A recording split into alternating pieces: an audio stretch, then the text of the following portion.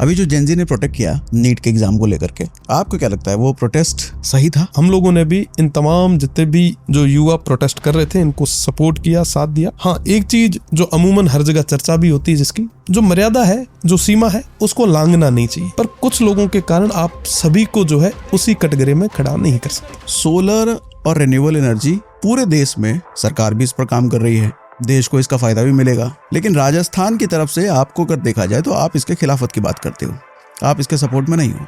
ऐसा क्यों? क्या है माजरा? ये बड़ा दुर्भाग्य है कि जब से नई सरकार बनी 2023 में, तब से लेके आज तक 26 तक जितनी भी कैबिनेट्स की मीटिंग हुई, उन तमाम कैबिनेट मीटिंग्स में लैंड अलॉटमेंट के अलावा कोई बड़ा काम नहीं हुआ। आज इंटरनेट होने की वजह से जो छोटे शहर, छोटे जगह के भी लोग हैं, छोटे गांव के लोग, इंटरनेट की वजह से उनको मुद्दा पता चल गया कि देश में चल क्या रहा है, बात क्या करना है, पूछना क्या है। शायद उसी का नतीजा है कि ये जेन जी कहें या जेन अल्फा कहें, आज अपनी मांग के लिए सड़क पर उतर रहे हैं। किसी भी बड़े व्यक्ति से अगर आप मिलना चाहें और आम व्यक्ति की हैसियत से अगर आप मिलना चाहें तो नहीं मिल सकते, क्योंकि उनकी प्रायोरिटी कभी आम आदमी था ही नहीं। आपके सोशल मीडिया रील अगर देखे जाए तो एक चीज हर मूवमेंट में कॉमन दिखती है, गुस्सा। मैं अगर गांव से जोधपुर आता हूँ 2 बसें बदल के 200-300 किलोमीटर लगभग 7 से 8 घंटे ट्रेवल करके, 6 घंटे ट्रेवल करके, और उसके बाद वहां पे किसी एक फॉर्म को लेके कहीं पे घंटे पर खड़े रह के फिर लास्ट में मुझे कोई आगे वाला व्यक्ति अगर ये कह दे कि चलो साहब कल आइएगा, आज तो ये नहीं हो पाएगा, तो उस सिस्टम के कारण वो आदमी जो है, वो स्टूडेंट जो है, दर दर की ठोकरें खाता है। एक किसान जो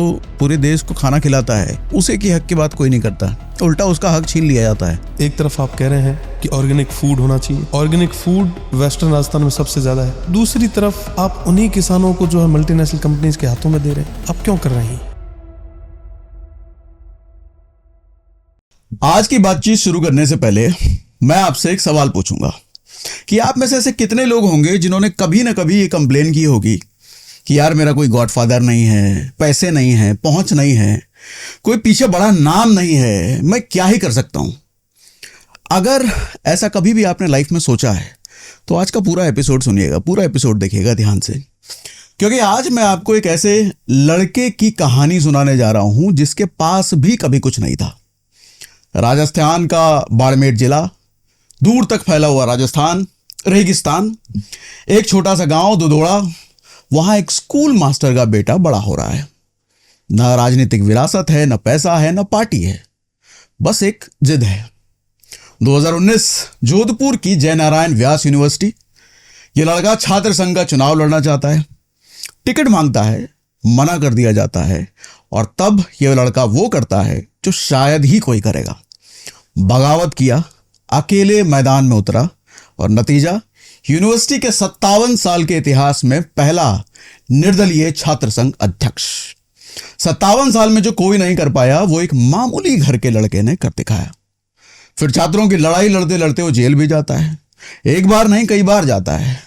फिर 2023 में टिकट फिर नहीं मिलता, फिर अकेला खड़ा होता है, और सामने कौन? कांग्रेस के दिग्गज, 84 साल का तजुर्बा, और दूसरी तरफ मात्र एक 26 साल का हौसला। राजनीति में कहते हैं कि तजुर्बे को कोई हरा नहीं पाता, लेकिन उस दिन हौसले ने तजुर्बे को पटकनी दे दी। और जिस दिन नतीजा आया 3 दिसंबर, उसी दिन उनका जन्मदिन था। 26वें जन्मदिन पर राजस्थान का सबसे युवा विधायक बन गया। फिर 2024 बिना पार्टी, बिना सिंबल, वो एक केंद्रीय मंत्री के सामने खड़ा होता है। चुनाव हालांकि हार जाता है, लेकिन वो केंद्रीय मंत्री तीसरे नंबर पर चला जाता है और ये लड़का दूसरे नंबर पर, यानी कि हार कर एक बार फिर से इतिहास बना। और आज हालात ये हैं कि चौहटन जैसे इलाके में लोग इन्हें रोड शो के लिए छतों पर चढ़कर इनका इंतजार करते हैं। रेगिस्तान में किलोमीटर लंबा गाड़ियों का काफिला चलता है। 2026 में इसी आदमी ने गिरल के मजदूरों के लिए 61 दिन का आंदोलन लड़ा, कुर्सी छोड़कर धरने पर बैठकर वही रात गुजारा, और 24 मांगों में से 24 मनवा कर उठा। आप सोच रहे होंगे कि आदमी कौन है। एक बार समर्थकों ने इनकी तुलना सचिन पायलट जैसे बड़े नेता से की।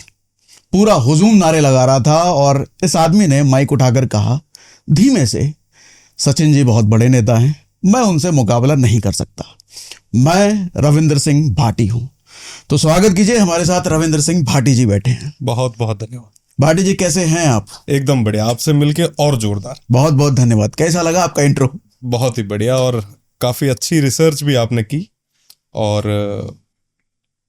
वाकई गॉडफादर तो नहीं था, पर जनता का आशीर्वाद जो है वो हमेशा मिला है, और उसी की बदौलत आज मैं आपके बीच में बैठा। मैं जब आपको देखता हूं ना, तो मुझे एक ट्रेडिशनल नेता वाली इमेज कम, एक जेनजी का लीडर दिखता है, साथ में एक सोशल मीडिया इन्फ्लुएंसर भी दिखता है। क्योंकि अच्छे अच्छे सोशल मीडिया इन्फ्लुएंसर के इंस्टाग्राम पे 3 मिलियन फॉलोअर नहीं होंगे, फेसबुक पे 1.5 मिलियन से ज़्यादा फॉलोअर नहीं होंगे। आपके हैं एक विधायक के इतने फॉलोइंग, और वो विधायक जब सड़क पे निकलता है तो एक हुजूम के साथ निकलता है। तो एक इन्फ्लुएंसर हो, विधायक हो, जेनजी के लीडर हो, आप क्या मानते हो अपने आप को? देखिए, मैं तो इन तमाम मेरे बुजुर्गों का, वरिष्ठ जनों का बेटा हूं, और इनका बेटा बन के ही काम करना चाहता हूं। और जो सोशल मीडिया की चर्चा आपने की, तमाम जो लोग जो आज कैमरे के सामने नहीं है, कैमरे के पीछे बैठ के आपको और हमें देख रहे हैं, वही लोग हैं। उन्हीं की बदौलत, मेरी टीम की बदौलत जो है तमाम चीजें हो पाई है। तो मैं ये पूरा जो काम जो है, मेहनत का काम जो है, मेरी टीम करती है। मैं उसके लिए ऑन कैमरा उनको खूब खूब बधाई देता हूँ। आपका कोई आइडिया नहीं होता? कभी कुछ भी नहीं, जो ठीक लगता है मैं वो करता हूँ। तो इसका मतलब टीम बहुत सॉलिड है आपकी, मेहनत करती है। और मैं आशा करता हूं कि सभी लोगों की टीम और सभी साथ के जो लोग हैं उनको हमेशा मजबूत रखें, वो बहुत काम आते हैं। लेकिन ये आइडिया की शुरुआत कैसे हुई कि काम तो करना है, लोगों के हक के लिए लड़ना है, लेकिन साथ में सोशल मीडिया पर भी चीजें पब्लिश करते रहनी है? देखिए, 2019 में जब मैं पहली बार छात्र संघ अध्यक्ष के रूप में चुनाव लड़ने के लिए आगे आया, युवा साथियों ने जब मुझे मोटिवेट किया, उस समय यूनिवर्सिटी के वो तमाम जो युवा साथी थे उन्होंने मेरा साथ और सहयोग दिया, और तभी से जो लोग साथ में थे वो आज तक हमारे साथ में। उनकी बदौलत ही तमाम चीजें हो पा रही है। तो एक लड़ाई थी, सभी के सहयोग के साथ में लड़ी, और जब तक आप सिस्टम के अंदर नहीं होते तब तक बड़ा बदलाव नहीं ला सकते। तो सिस्टम में रहना जरूरी है, और सिस्टम में रहने के लिए आपको मेहनत करनी जरूरी होती है। तो सभी ने मेहनत की, और आज के समय में प्रदेश की सबसे बड़ी पंचायत में बैठ के उन तमाम लोगों की बात को मजबूती से रख पा रहा हूं। सोशल मीडिया का क्या फायदा मिलता है आपको आज? देखिए, मेहनत तो आपको करनी पड़ेगी। सोशल मीडिया पे जो भी चलेगा, बिना मेहनत तो चल नहीं सकता। आप ये विचार करें कि कोई घर पे सो के रजाई में बिस्तर में बैठा बैठा कोई सोशल मीडिया पे कुछ भी चला लेगा, तो वो संभव नहीं है। आप रात और दिन मेहनत करते हैं, आपके हजारों ब्रॉडकास्ट आते हैं, इतनी मेहनत करते हैं, रिसर्च करते हैं, R&D होता है, तब जाके कोई ना कोई चीज आती है। तो जाहिर सी बात है कि आप मेहनत करेंगे और उस मेहनत को सही तरीके से जो है प्रेजेंट करेंगे तो काफी अच्छा। बट उस सोशल मीडिया की रीच का, जहां हजारों की भीड़ आपको मिलने के लिए, जनता का आशीर्वाद है सब। लेकिन उसका फायदा पॉलिटिकल करियर में क्या मिलता है आपको? पॉलिटिकल करियर में इस तमाम चीजों का मुझे नहीं लगता कि कोई बड़ा फायदा मिलता है। बस ठीक है, आप अपनी चीज, अपनी आवाज जो है लोगों तक पहुंचा सकते हैं, ये एक बड़ी चीज है। क्योंकि मैं आपके जैसे वीडियोस वगैरह देखे तो जनरली क्या होता है कि लोग चुनाव प्रचार के टाइम पे अपने एरिया में प्रचार करते हैं, लेकिन आप उस वक्त भी अपने एरिया को छोड़ के गुजरात चले जाते हैं, अलग अलग राज्यों में चले जाते हैं, और वहां पर भीड़ उमड़ती हुई दिखती है। उसका क्या कारण होता है? जहां नहीं पहुंचे बैलगाड़ी, वहां पहुंचे मारवाड़ी। तो मेरे जो मारवाड़ के जो तमाम साथी हैं, जो पुराने समय में साहब हमारे यहाँ कुछ भी नहीं हुआ करता था। हमारे जो लोग थे इस रेगिस्तान में, क्योंकि कमाने खाने के लिए बहुत मेहनत करनी पड़ती थी, संघर्ष करना पड़ता था, तो व्यापार के लिए देश के अलग अलग हिस्सों में वो गए। तो गुजरात हो, चाहे बेंगलोर हो, चाहे मुंबई हो, चाहे चेन्नई हो, तमाम जगह वो तमाम जो लोग थे वो मेरे अपने मारवाड़ के लोग थे। और वो लोग, आपको जान के बड़ी हैरानी होगी कि कोई भी चुनाव हो, कोई भी मूवमेंट हो, वो तमाम लोग अपने काम धंधे व्यापार छोड़ के हमारे लिए आते हैं। तो उनका आशीर्वाद लेने के लिए हम लोग जो है समय समय पे जाते हैं। सिर्फ आशीर्वाद लेने के लिए? पूरे तरीके से। या कहीं ऐसा मन में नहीं आता चुनाव आ रहा, थोड़ा भौकाल मचा दिया जाए सोशल मीडिया पे? नहीं, भौकाल मचाने वाले मचा लेते हैं। अच्छा, थोड़ा आपके बैकग्राउंड के बारे में मैं जानना चाहूँगा, क्योंकि एक आदमी जब सफल होता है तो वो सिर्फ उसके खुद की मेहनत नहीं होती है, पीछे बड़े बुजुर्गों का खूब सारी ब्लेसिंग होती है।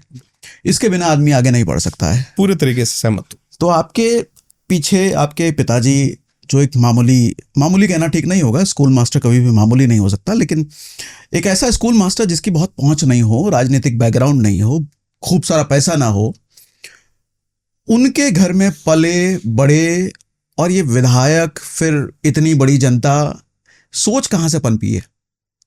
देखिए, हर बार मेरा टिकट कटा है। हम्म, मुझे हमेशा इंडिपेंडेंट लड़ना पड़ा, पर परिवार का और सभी जो साथी है उनका खूब सारा साथ सहयोग और आशीर्वाद रहा। और जब हिम्मत की तो उसके बाद जनता ने भी खूब सारा प्यार दिया।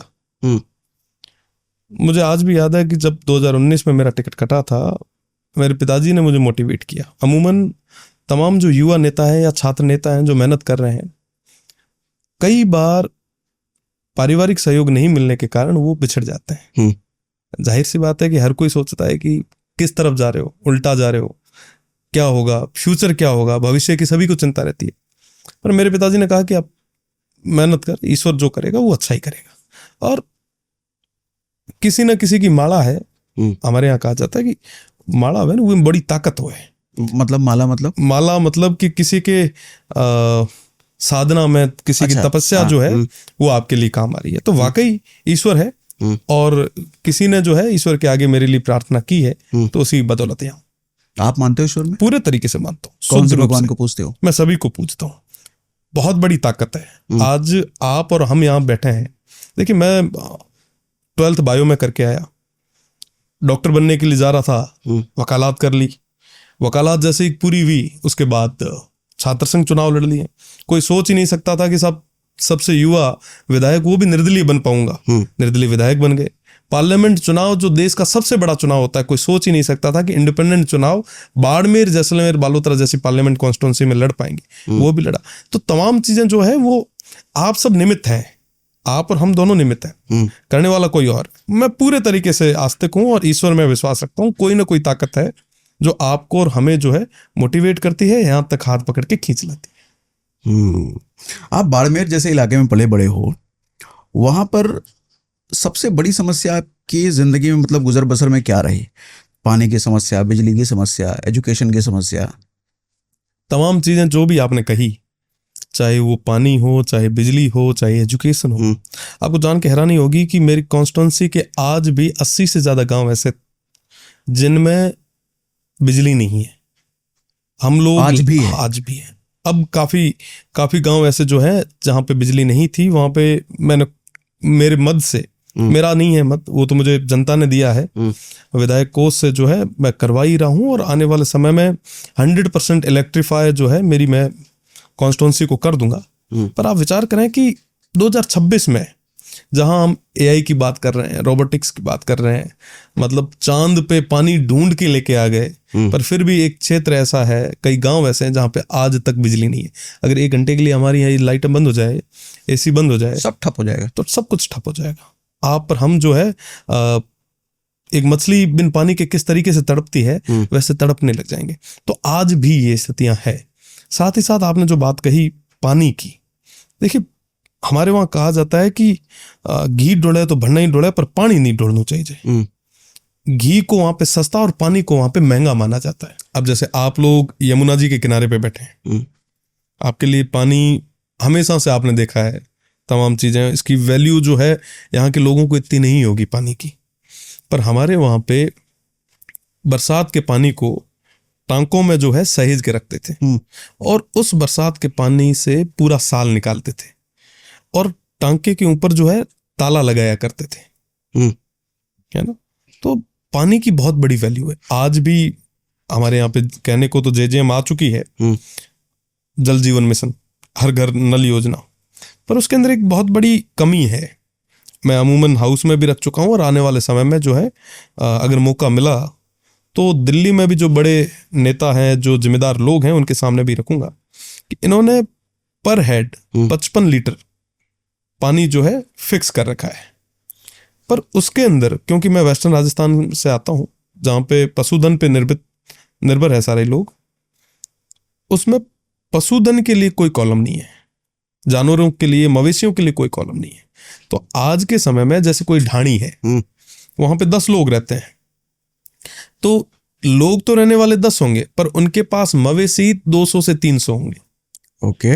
तो उन मवेशियों के लिए पानी की व्यवस्था क्या? तो कई सारी समस्याएं जो है वो आज भी पॉलिसीज में भी है, टेक्निकल भी है। आज के समय में हमारा जो क्षेत्र है वो बहुत बड़ा क्षेत्र है। एक गांव से दूसरे गांव आप जाएंगे तो 20 किलोमीटर लग जाते हैं, 15 किलोमीटर लग जाते हैं। एक गांव से दूसरे गांव 20 किलोमीटर है? 15 से 20 किलोमीटर तो है ही। ओके। अब आप विचार करें कि जैसे मेरा गडरा ब्लॉक है, गडरा ब्लॉक का आखिरी गांव सुंदरा जो है वो गडरा से 80 किलोमीटर दूर है। ठीक, यहाँ पे 80 किलोमीटर पे जिला चेंज हो जाता है। हाँ, है ना।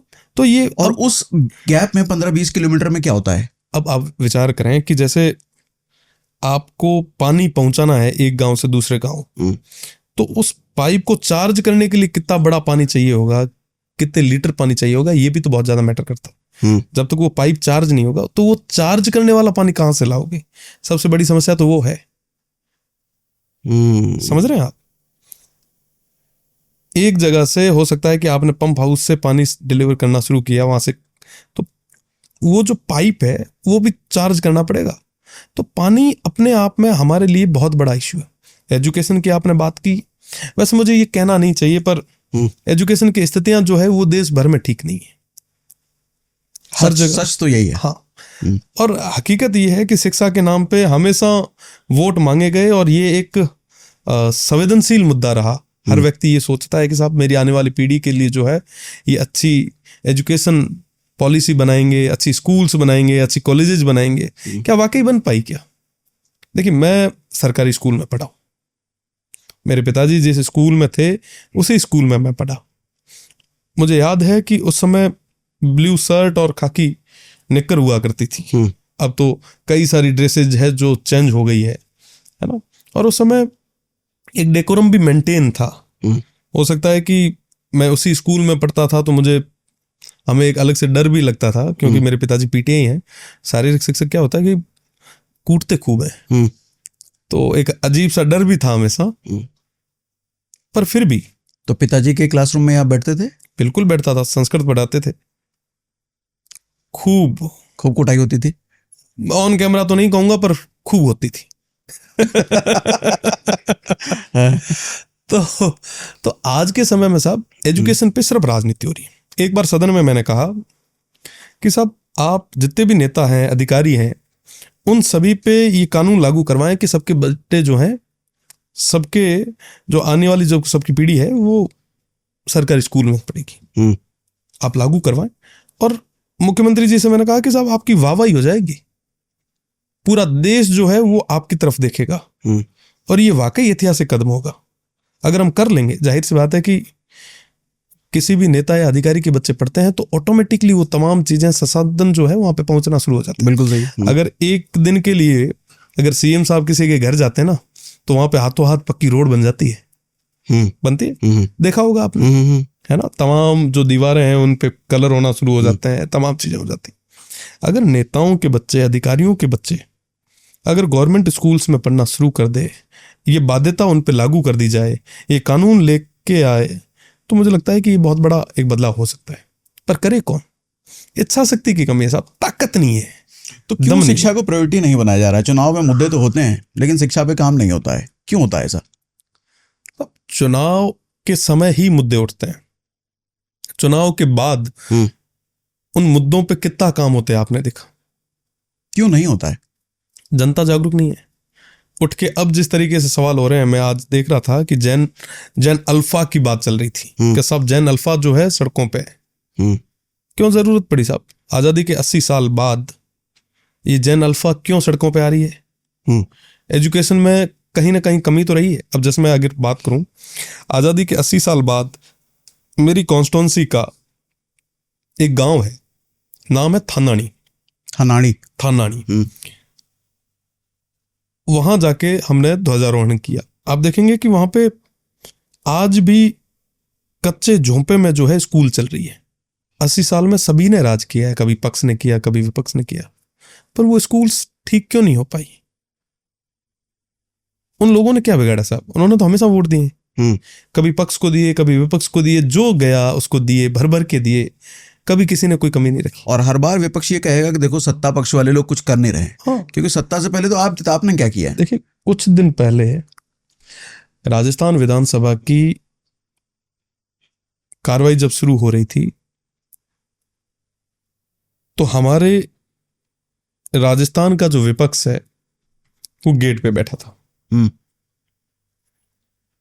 हम लोगों का भी एक इश्यू था, हम लोग वो भी उठा रहे थे, और जो विपक्ष में बैठे जो साथी थे वो लोग स्कूल्स पे, एजुकेशन पे जो है वो बोल रहे थे। ठीक है। मन में एक विचार आया कि साहब आपको भी तो पिछले 5 साल आपने भी तो राज किया है, बारी बारी से। राजस्थान का तो क्योंकि कल्चर रहा है, कभी पक्ष कभी विपक्ष, कभी पक्ष कभी सभी को बारी देते हैं राजस्थान के लोग, किसी को नाराज नहीं करते। तो जब आपको भी बारी दी, आपके पास जब मौका था, तो आपने क्यों नहीं किया? ये व्यवस्था, देखिए ये चीज तो आपको माननी पड़ेगी कि ये व्यवस्था एक दिन में नहीं बिगड़ी है। एक दिन में ये व्यवस्थाएं नहीं बिगड़ी है, तो कहीं ना कहीं जिम्मेदार आप लोग भी तो है। हकीकत क्या है साहब कि नेताओं के बच्चे कभी सरकारी स्कूल्स में नहीं पढ़ते, और बड़ा दुर्भाग्य है कि जो भी सरकारी स्कूल में पढ़ता है उसको बड़ा दीन और हीन की भावना से जो है देखा जाता है। अभी हाँ, क्योंकि सरकारी स्कूल को वैसा बनाया हुआ है ना। हाँ, एक नैरेटिव, एक परसेप्शन ही ऐसा बन गया है, और कहीं ना कहीं ये सच्चाई भी है। आप यहां से जैसे अपन नीचे जाएंगे, वहां पे कोई अगर गवर्नमेंट स्कूल का कोई बच्चा है तो अपने को थोड़ा सा तरस सा आ जाएगा। क्यों? क्या सरकारी स्कूल का बच्चा है, अपने दिमाग में ये आएगा कि इसके पास कुछ नहीं होगा, इसलिए देखो आप ये सरकारी स्कूल में जा रहे हैं।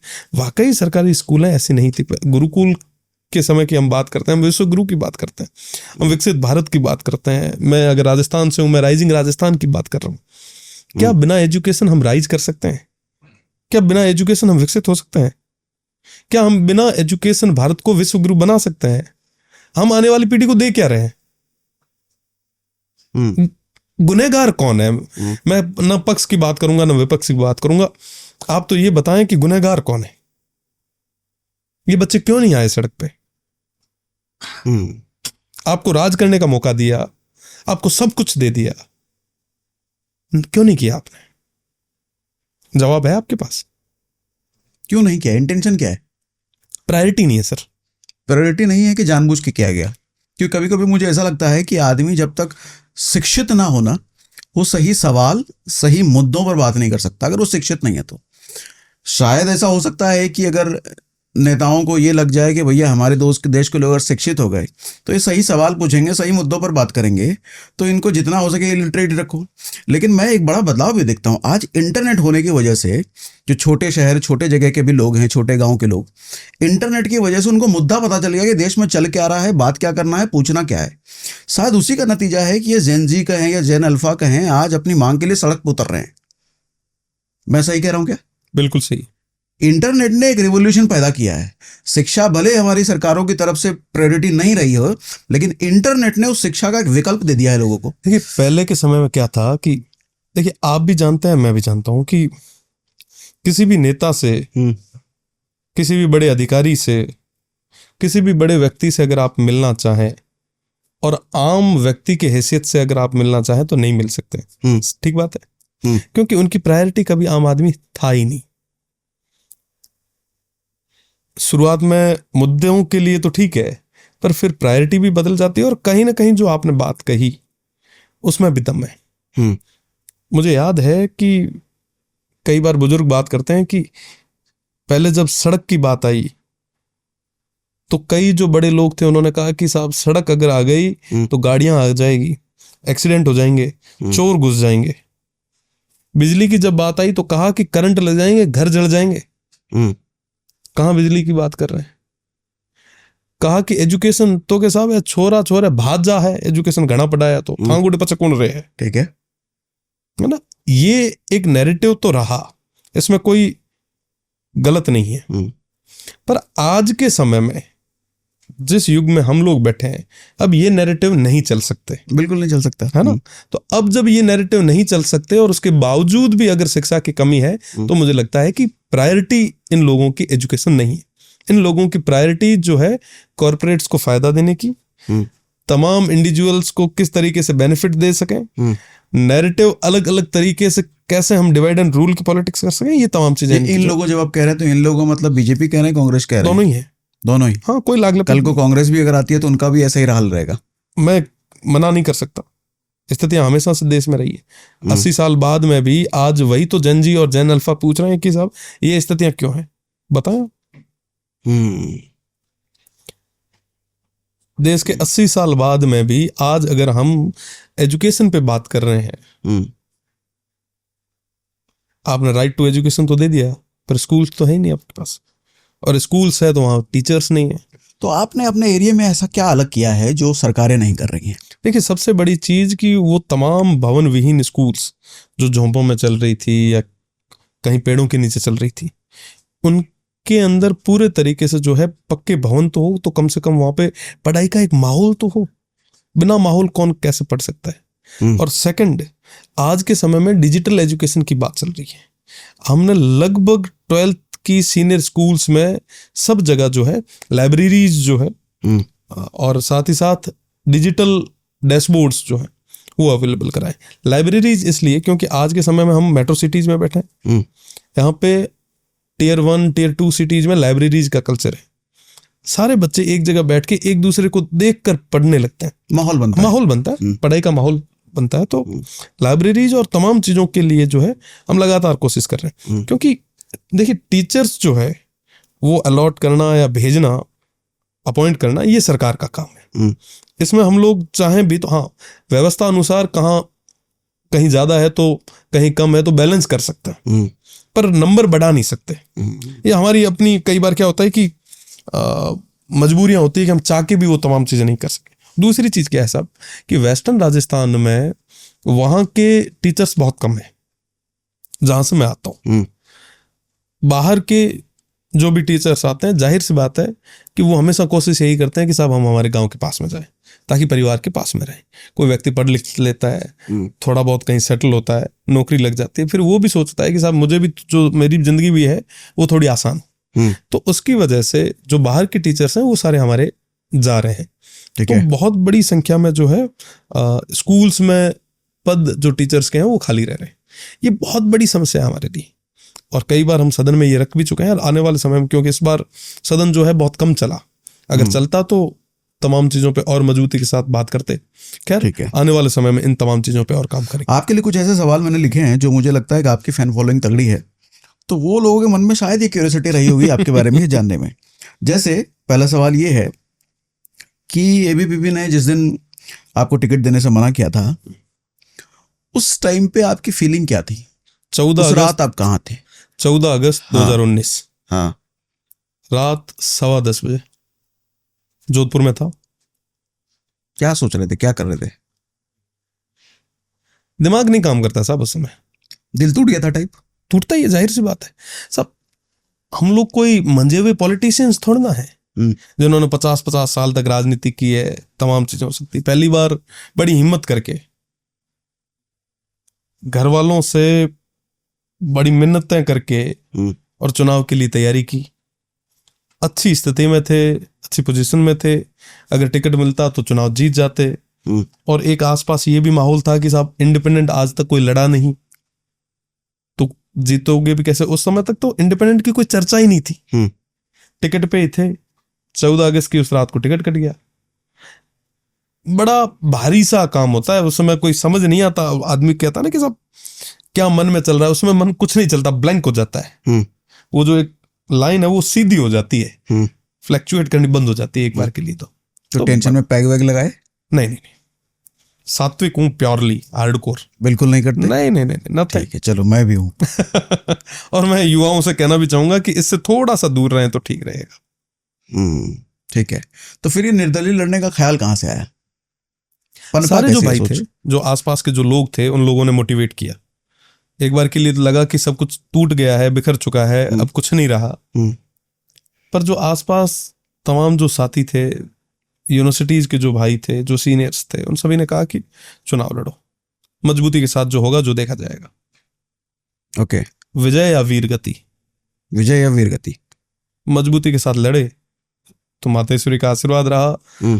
जनता ने खूब सारा प्रेम दिया। तमाम युवा साथी जो पूरे मारवाड़ से आते हैं, जोधपुर यूनिवर्सिटी अपने आप में एक बहुत बड़ी यूनिवर्सिटी है। और तमाम जो सीनियर लीडर हैं जो आज के समय में राजस्थान में बड़े पदों पे हैं, वो तमाम लोग राजस्थान यूनिवर्सिटी और जोधपुर यूनिवर्सिटी से निकले हैं। तो जोधपुर यूनिवर्सिटी का अपने आप में एक जो है। तो जब निर्दलीय लड़ने का अनाउंसमेंट किया होगा या ख्याल आया होगा उससे पहले, कुछ लोग ऐसे आए कि गलत कर रहे हो, नहीं करना चाहिए? खैर, मतलब हिम्मत तोड़ने वाले लोग हमेशा हर किसी की जिंदगी में होते हैं, तो क्या आपकी जिंदगी में ऐसे लोग आए थे? मैं थोड़ा कम ही सुनता था उन लोगों को। लेकिन आए तो जरूर होंगे। नहीं, ठीक है, वो उन लोगों को भी चिंता होती है आपकी। हम्म। हिम्मत तोड़ने वाले आप नहीं कह सकते। कई बार क्या होता है सब कि जो अपना व्यक्ति है वो चिंता भी करता है आपकी। वो ये भी कहता है कि यार सोच लो, जीवन है, भविष्य है, ऐसी बात नहीं हो जाए कहीं कि कल की समय में इस डिसीजन को लेके आपको बड़ा पछतावा करना पड़े। तो वो अपनी जगह ठीक है, मैं उनको इस तरीके से नहीं कह सकता कि वो हिम्मत तोड़ने के लिए आए। ठीक है, स्थितियां परिस्थितियां कई बार बनती बिगड़ती रहती है, पर जो करे उसका भला, जो ना करे उसका भी भला, कोई फर्क नहीं। हर आदमी की जिंदगी में कोई ऐसा आदमी जरूर होता है जो उसको पुश करने वाला होता है, एनकरेज करने वाला होता है, इंस्पायर करने वाला होता है, और एक आध कोई भी ऐसा होता है कि यार ये क्यों है, ये क्यों बोलता है, मतलब पीछे खींचने वाला आदमी। आपकी जिंदगी में है ये दोनों आदमी? देखो, मुझे आगे बढ़ाने वाले तो खूब है, खूब है। खूब है, आगे बढ़ाने वाले खूब है। खींचने वाले विशेष नहीं रहे, रखा ही नहीं अपने आसपास। नहीं है ही नहीं। और जब आगे बढ़ाने वाले इतने लोग होते हैं तो खींचने वाले अपने आप दूर हट जाते हैं। मेरे साथ में मैं टच वुड, वाकई मैं बहुत लकी हूं कि मुझे जो लोग मिले वो बहुत भले आदमी हैं, अच्छे लोग हैं, जिन्होंने सब कुछ अपना मेरे लिए दांव पे लगाया। मुझे हमेशा से अच्छे लोग मिले। आज सागर सिन्हा जी के साथ में बैठा हूं तो जाहिर सी बात है अच्छे लोग तो मिल ही रहे ना। अरे सर, हमारा आभार। तो एक बात बताइए, 57 साल में कोई निर्दलीय अध्यक्ष बना नहीं था, आप पहली बार लड़े, जीत भी गए, उसके बाद पहली बार क्या किया आपने? बन गए, अब उसके बाद पहला काम क्या किए? छात्र संघ अध्यक्ष चुनाव जीतने के बाद में मैं सबसे पहले हेप्से एंड टेप्सन, एक डिपार्टमेंट है हमारे यूनिवर्सिटी का जो स्पेशल बीएड करवाता है, और साथ ही साथ जो दिव्यांग बच्चे हैं उन बच्चों के लिए जो है एजुकेशन की बात और तमाम एजुकेशन के लिए जो है काम करता है। मैं चुनाव जीतने के बाद हेप्सन एंड टेप्सन सेंटर में गया, वहां देखा कि वो तमाम जो दिव्यांग बच्चे हैं वो एक टिन शेड के नीचे जो है वो पढ़ रहे थे। मैंने पूछा कि साहब ये बड़े नए भवन बने हैं, आप इनमें बैठ के बच्चों को पढ़ा क्यों नहीं रहे? तो उन्होंने कहा कि साहब ये भवन तो पिछले साल भर से बने हुए, पर इनको हैंडओवर जो है आज तक नहीं किया गया।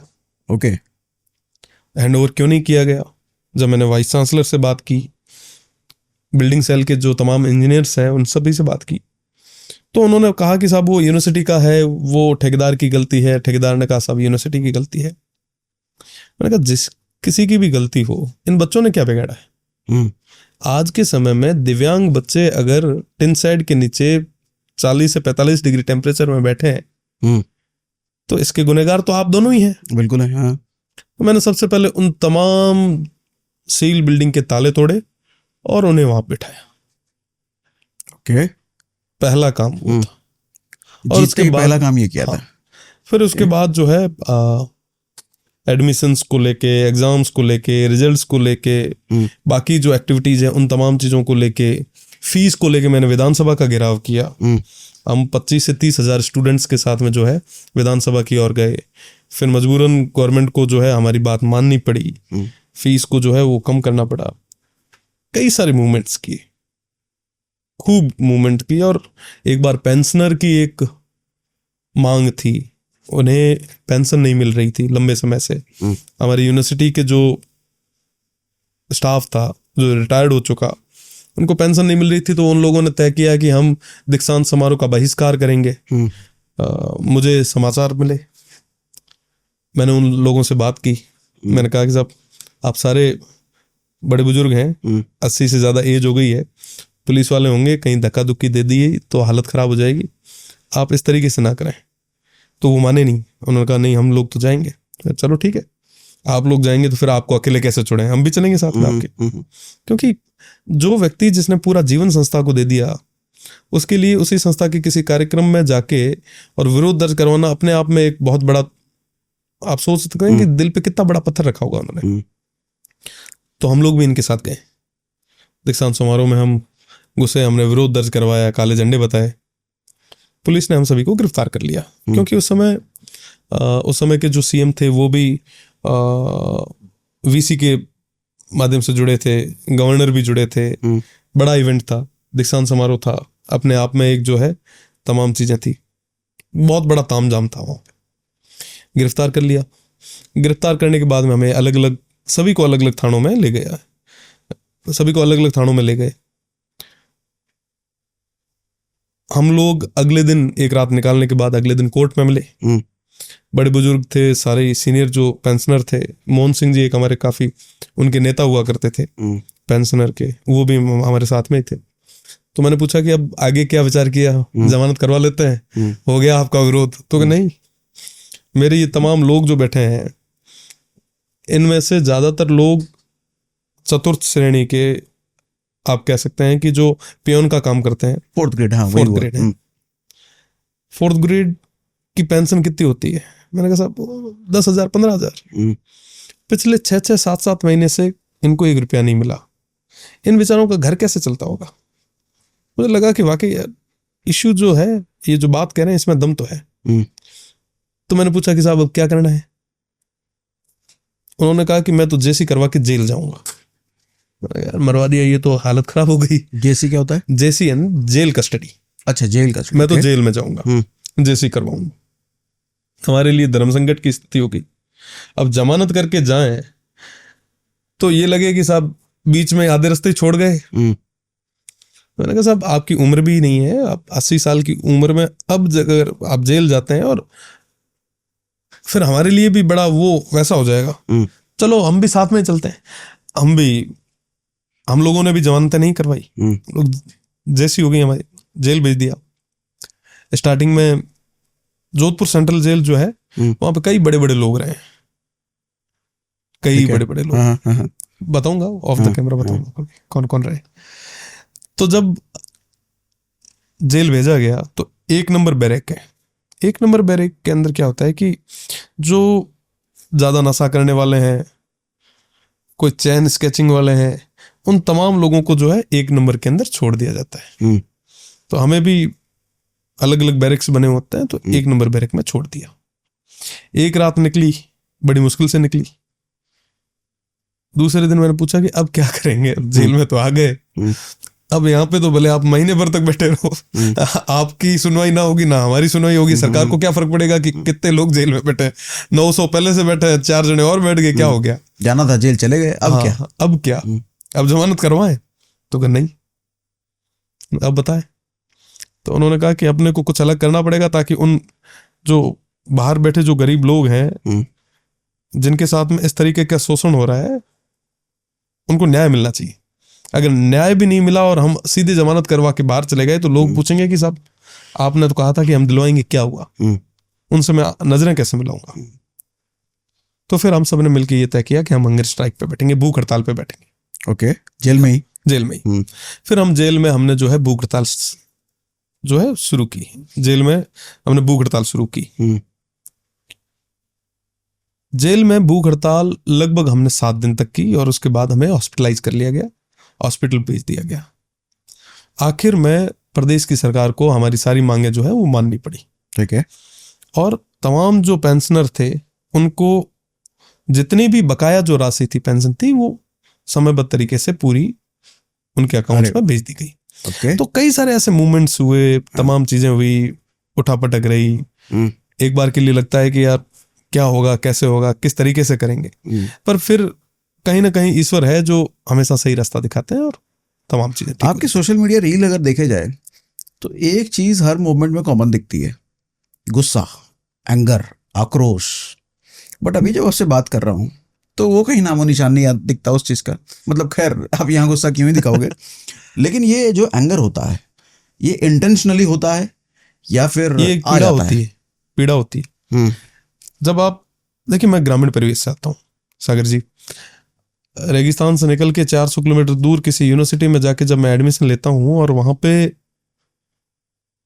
2-4 साल निकालने के बाद जब आम स्टूडेंट जो ग्रामीण परिवेश से आता है उसको दर दर की ठोकरें खाते हुए देखता हूँ, तो कहीं ना कहीं एक पीड़ा होती है कि साहब मेरा भाई है जो इस तरीके से यूनिवर्सिटी के द्वारा या सिस्टम के द्वारा जो है प्रताड़ित किया जा रहा है जिसको, उसकी पीड़ा।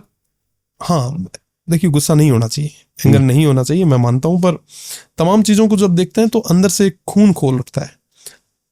मैं एक छोटा सा उदाहरण अगर दूं आपको, मैं अगर मेरी ही बात करूं, मैं अगर गांव से जोधपुर आता हूं 2 बसें बदल के, पूरे दिन सफर करके, 200-300 किलोमीटर लगभग 7 से 8 घंटे ट्रेवल करके, 6 घंटे ट्रेवल करके, और उसके बाद वहां पे किसी एक फॉर्म को लेके कहीं पे घंटे पर खड़े रह के फिर लास्ट में मुझे कोई आगे वाला व्यक्ति अगर ये कह दे कि चलो साहब कल आइएगा, आज तो ये नहीं हो पाएगा, या जो कि वो अक्सर होता है सरकारी ऑफिस में, होता है ना। तो उस सिस्टम के कारण वो आदमी जो है, वो स्टूडेंट जो है, वो युवा जो है, दर दर की ठोकरें खाता है। और एक छोटा सा काम जो मुश्किल से 5 मिनट का होता है, उसके लिए जो है उसको 3 से 4 दिन घूमना पड़ता है, परेशान किया जाता है। और ये लगभग सरकारी ऑफिसेज में जो है ये आम सी बात हो गई है। देखिए बाकी सरकारी ऑफिसेज हो तो वहां तो कहते हैं कि साहब थोड़ा फाइल को गर्म करके लाओ, यूनिवर्सिटी में तो गर्म की बात ही नहीं कर सकते, तो वो उनको परेशान करते हैं। फाइल गर्म करने का मतलब? फाइल गर्म करने का मतलब आप भी जानते हैं, मैं भी जानता है, तमाम लोग जानते हैं। नहीं, गर्म करने का मतलब नहीं पता मुझे। समझ जाएंगे, मैं थोड़ी देर बाद ऑफ कैमरा आपको दिखा भी दूंगा कि क्या कहते हैं। ठीक है। ठीक है, तो ये एक रीत हो चुकी है, मतलब आम व्यक्ति को, अगर सारे लोग ऐसे नहीं है पर ज्यादातर जगह ऐसी तमाम चीजें जो है सामने आती है। कोई भी सरकारी दफ्तर में आप अगर फाइल लेके जाएंगे तो वो कहेगा कि साहब चलो ये फाइल तो कर दूंगा, और क्या कहते हैं ना। मतलब आप देखें कि सिस्टम के अंदर ही ये तमाम चीजें होगी, वो उस कुएं में ही भांगे। अब इसके चक्कर में जो भले जो लोग हैं, जो ईमानदार लोग हैं, वो भी मारे जाते हैं।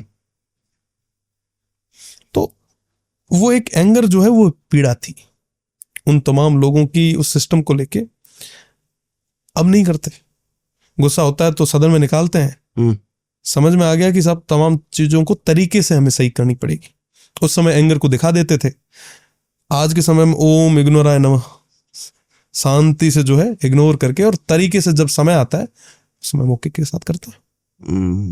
अभी जो जेनजी ने प्रोटेस्ट किया नीट के एग्जाम को लेकर के, आपको क्या लगता है वो प्रोटेस्ट सही था? देखिए इस पे अपने अपने अलग अलग मत हैं। आपने ठीक है कहा कि जेनजी का प्रोटेस्ट था, कोई कहता है सीजीपी का प्रोटेस्ट था, कोई कहता है कि नीट अपीयरेंस का प्रोटेस्ट था। अलग अलग तरीके से अलग अलग चीजों को अलग अलग एंगल के साथ में देखा जाता है, पर एक कहीं ना कहीं सिस्टम के अंदर कमी के कारण न जाने कितने विद्यार्थी जो हैं, कितने युवा जो हैं, दर दर की ठोकरें खाते हैं। मैं वापस उसी बात को दोहराऊंगा जिसको मैं पहले दोहरा चुका हूं, कि ग्रामीण परिवेश से आने वाला कोई युवा, कोई व्यक्ति यहाँ पे आपके राजेंद्र नगर, मुखर्जी नगर में 4-4 साल उस छोटे से कमरे में जो है समय निकालता है, रात दिन पढ़ता है, मेहनत करता है, 10 घंटे, 12 घंटे, 14 घंटे, 18 घंटे, भारी भरकम फीस जो है कोचिंग इंस्टीट्यूट्स को देता है। मेट्रो सिटी में अच्छा खासा किराया भी होगा। जाहिर सी बात है कि मारवाड़ी में क्या है कि 5 आंगले एक जड़े को नहीं वे। क्या मतलब इसका? कि 5 अंगुलियां एक जैसी नहीं अच्छा, होती। सभी की फाइनेंशियल कंडीशन एक जैसी नहीं होती। कोई फाइनेंशियली मजबूत होगा, कोई फाइनेंशियली कमजोर होगा, पर तमाम लोग यहाँ पे भारी भरकम फीस भी भरते हैं, खून पसीने की कमाई को जो है यहाँ पे देते हैं। 4 साल तक वो तपस्या करते हैं, मेहनत करते हैं, परीक्षा देकर और राजी होकर जब घर पहुंचते हैं तब पता चलता है कि साहब पेपर तो लीक हो गया। उस पे किस तरीके के उसके क्या हाल होते होंगे। हमारे यहाँ पे सब इंस्पेक्टर के एग्जाम थे राजस्थान में, एसआई के। जिन्होंने नकल की वो पकड़े गए या नहीं गए, पर पूरा पेपर जो है वो कैंसिल हो गया। जिन्होंने ईमानदारी से मेहनत की वो भी तो मारे गए। हाँ। तो कहीं ना कहीं एक गुस्सा था। पेपर लीक आज के समय में एक आम सी चीज हो गई है, हर जगह हो रहा है, बड़े से बड़े इंस्टीट्यूट का हो रहा है, जहां पे भी ह्यूमन अपीयरेंस है वहां पे तो हो ही रहा है, मानते हैं। तो कहीं ना कहीं एक गुस्सा था, इन्होंने विरोध दर्ज कराया। मैं भी युवा हूं, मैं भी छात्र राजनीति के माध्यम से निकला हूं। हम लोगों ने भी इन तमाम जितने भी जो युवा प्रोटेस्ट कर रहे थे इनको सपोर्ट किया, साथ दिया। हाँ, एक चीज जो अमूमन हर जगह चर्चा भी होती है जिसकी, कि जो मर्यादा है, जो सीमा है, उसको लांघना नहीं चाहिए। पर कुछ लोगों के कारण आप सभी को जो है उसी कटघरे में खड़ा नहीं कर सकते। एक बात बताइए, आप जैसे कांग्रेस और बीजेपी दोनों की क्लास लगाते हो। मैं क्लास नहीं लगाता, मैं हकीकत बताता हूँ। हकीकत बताते हो।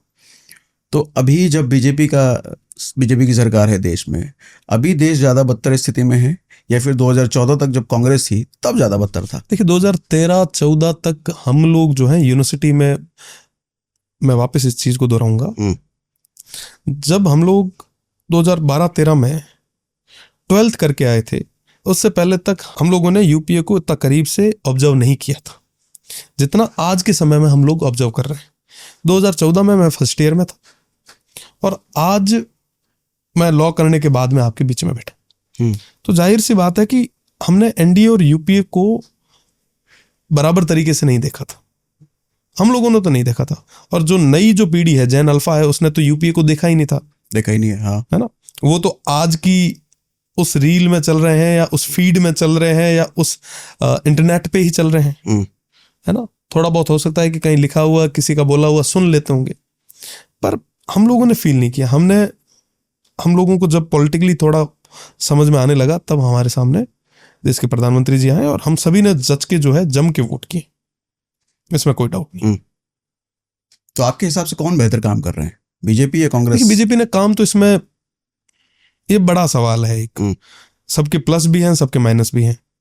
ओवरऑल देखा जाए तो आपके हिसाब से कौन सी सरकार बेहतर है? आडा हर जगह काला और काला हुआ है समझे आप? हर जगह अलग अलग नहीं। यूपी में कोए का कलर क्या होता है? कोआ जो होता है, कौआ, हाँ, कैसा है? काला ही होता है। राजस्थान में वहां भी काला होगा, महाराष्ट्र में, हर जगह होगा। तो वो हर जगह काले के काले ही होते हैं। तो क्या मतलब हुआ इसका? आप समझदार हैं? मैं नहीं समझा, मुझे और समझाइए थोड़ा। मतलब ठीक है, 19-20 ही फर्क है सब में। 19-20 तो 20 कौन है? 20 फिर भी मैं बीजेपी को कहूंगा। 20 बीजेपी है। ठीक है। 26 साल की उम्र में आप पहली बार विधायक बन गए। 26 साल की उम्र में बच्चे, लड़के रिज्यूमे लेकर के भटकते हैं ये कंपनी से वो कंपनी, और आप विधायक। तो विधायक बनने के बाद पहला काम आपने क्या किया जो आपको लगता था सबसे जरूरी था आपके इलाके के लिए? देखिए तमाम चीजें हैं, विशेषकर मेरे क्षेत्र में जो है, मैं वही वापस चीज को दोहराऊंगा कि बिजली अपने आप में एक बहुत बड़ी समस्या थी। तो इस पे मैंने सबसे ज्यादा काम किया। शॉर्ट आउट हो गया, आज चल रहा है लगभग, आप ये कह सकते हैं 25% के आसपास जो है हमने कर लिया है, पर 75% आज भी बाकी है, जिसको हम आने वाले समय में कर भी लेंगे। साथ ही साथ एक बहुत बड़ा इशू था हमारे यहाँ पे कि एक जीएसएस था, जो सिव ब्लॉक, जो मेरा कॉन्स्टिट्यूंसी का जो बड़ा पार्ट है 220 का, जो लंबे समय से जो है निर्माणाधीन था, और उसके कारण किसानों को आए दिन बिजली की बड़ी समस्या आती थी। उसको हमने पूरे तरीके से कंप्लीट करवाया। साथ ही साथ जेजेएम, जल जीवन मिशन के अंदर हमारे 180 गांव के आसपास पाइपलाइंस बिछनी थी, पर वो जो टेंडर था, वो जो काम था, पिछले लगभग 3 से 4 साल से पेंडिंग चल रहा था। उसको प्रॉपर तरीके से फ्लो में लाके उसके टेंडर करवा के और उसके काम शुरू करवाए, ताकि आने वाले साल भर में उन तमाम घरों तक पानी पहुंच पाए जहां तक आज भी पानी नहीं पहुंचा है। उसके बाद मैं बात करूंगा एजुकेशन की। एजुकेशन में जो मैंने पहले बताया आपको कि वो तमाम स्कूल्स जहाँ पे आज भी भवन नहीं थे, भवन विहीन स्कूल्स थी, उन तमाम स्कूलों में भवन को लेके, और बाकी भी आप पानी कहेंगे, एजुकेशन कहेंगे, जो बेसिक फैसिलिटीज है उन पे हम लोगों ने ज़्यादा जो है फोकस किया। साथ ही साथ जॉब्स, मल्टीनेशनल कंपनीज को इंगेज करके किस तरीके से हम ज़्यादा से ज़्यादा जॉब्स जो हैं क्रिएट कर सकें, हमारे लोगों को हम आगे बढ़ा सकें, इन तमाम चीज़ों पे ज़्यादा फोकस रखा। मैंने आपके पुराने इंटरव्यू के माध्यम से ये जाना कि आप कहते हैं कि आपके पास आपके नाम पर कोई गाड़ी नहीं है, सही है क्या? बिल्कुल सही है। तो फिर आपके काफिले में इतनी सारी गाड़ियां कैसे चलती है? सिन्हा जी की है वो? देखिए मैं बताना चाहूंगा कि तमाम जो युवा हैं, तमाम जो भाई हैं, उन सभी का साथ और सहयोग है, उनकी बदौलत ही है। बाकी एक मास्टर का लड़का साहब कभी विधायक का चुनाव नहीं लड़ सकता, तो आपके वो तमाम भाई बड़े अमीर अमीर हैं, मतलब मैंने तो आप ये जैसे देखा है भाई कि हैं, आप जैसे भाई हैं हमारे पास। चुनावों में आपके पास थार, रेंज रोवर ये सब लगी होती है। आप जैसे भाई हैं, सभी का साथ है और सहयोग है। तो ऐसा कैसे होता है? इसकी इसके पीछे वजह क्या है? उनका प्रेम है, सिर्फ प्रेम है? सिर्फ प्रेम है। बाकी कौन क्या दे सकता है साहब? हम्म। सिन्हा जी को मैं क्या दे सकता हूँ, सिन्हा जी मुझे क्या दे सकते हैं? लेने और देने के लिए प्यार ही तो है। गाड़ी कौन सी है पसंदीदा आपकी? अभी तो मेरे पास फॉर्च्यूनर है। वो भी खुद के नाम पे नहीं, भाई के नाम पे है। पसंद सबसे ज्यादा फॉर्च्यूनर है? फॉर्च्यूनर ठीक है। क्यों, कारण? फॉर्च्यूनर ठीक है। रेंज रोवर क्यों नहीं, डिफेंडर क्यों नहीं? डिफेंडर का शौक हो गया पूरा मेरा। फाइनली मैं अब ये सोचता हूँ कि फॉर्च्यूनर सबसे बढ़िया है। मैं जिस एरिया में रहता हूँ, जहाँ पे मैं जाता हूँ, और वहाँ के लिए फॉर्च्यूनर सबसे बढ़िया है। मैंने धनंजय सिंह जी से भी यही पूछा था, तो उन्होंने भी बोला था फॉर्च्यूनर सबसे अच्छी गाड़ी है। तो उनका रीज़न तो ये था कि ग्रामीण इलाकों में घूमते हैं वो, तो वहाँ पर फॉर्च्यूनर सबसे अच्छा परफॉर्म करती है। बट अगर रील देखा जाए तो फॉर्च्यूनर का जब वो काफिला चलता है, वो देखने में बड़ा, उस पर व्यूज़ तगड़े आते हैं। तो क्या उस वजह से फॉर्च्यूनर है कि काफिले में अच्छी लगती है? नहीं, ऐसा कुछ भी नहीं है। फॉर्च्यूनर जिस एरिया में मैं हूँ, वहाँ के लिए एकदम सही जो है वो फॉर्च्यूनर है। रफ एंड टफ, कोई स्क्रैच लगाया जाए तो जीव गणों को न बढ़े। आपके हिसाब से दबदबा कौन सी गाड़ी में ज्यादा बनता है, फॉर्च्यूनर में या डिफेंडर में? आदमी में दबदबा होना चाहिए, गाड़ियों वाला दबदबा तो आता जाता रहता है। फिर भी एक गाड़ी का नाम अगर पूछूं तो कौन सा? जाहिर सी बात है कि नई जनरेशन के हिसाब से तो डिफेंडर ठीक है, पर मुझे आप भी लगता तो है नए हो। ठीक है। डिफेंडर या फॉर्च्यूनर? देखिए, फॉर्च्यूनर, वापस फॉर्च्यूनर। हाँ। अच्छा, मैंने एक चीज और देखा है कि आप हो राजस्थान के, लेकिन यूपी के बाहुबली नेताओं के साथ आपके संबंध काफी अच्छे हैं। जैसे ब्रजभूषण सिंह, हरण सिंह है, राजा भैया के साथ भी हैं, धनंजय सिंह जी के साथ भी हैं। तो ये राजस्थान और यूपी, ये कैसे कनेक्शन बना? देखिए, सभी का प्रेम है, इन सभी से मैं छोटा हूं तो इन सभी का खूब सारा प्रेम और साथ रहता है। और किसी न किसी, कोई न कोई कार्यक्रम में जो है सभी से मुलाकात होती रहती है। और उम्र में मुझसे बड़े हैं, सभी का अपना अपना तजुर्बा है, तो कोशिश करते हैं कि इनके तजुर्बे से, इनके अनुभव से जो है कुछ सीख सके। बड़े तार जुड़े कैसे, कहाँ से शुरुआत हुई? किसी न किसी सामाजिक कार्यक्रम में जो है सभी से मिलना हो जाता है जी। ओके। राजस्थान में ऐसे बाहुबली नेता होते हैं? देखिए, ये तमाम लोग भी जो हैं जनता से जुड़े हैं, तभी आज तक जीत रहे हैं। बाहुबली कहना जो है वो थोड़ा सा एक अलग हो जाता है। राजस्थान में भी कई सारे ऐसे लीडर हैं जो लगातार जीतते आ रहे हैं। मैं बात करूंगा वेस्टर्न राजस्थान में देवी सिंह जी की। बाहुबली है? बाहुबली नहीं है, वो लोगों के बीच रहते हैं। लगभग 7 से 8 बार वो जीते हैं।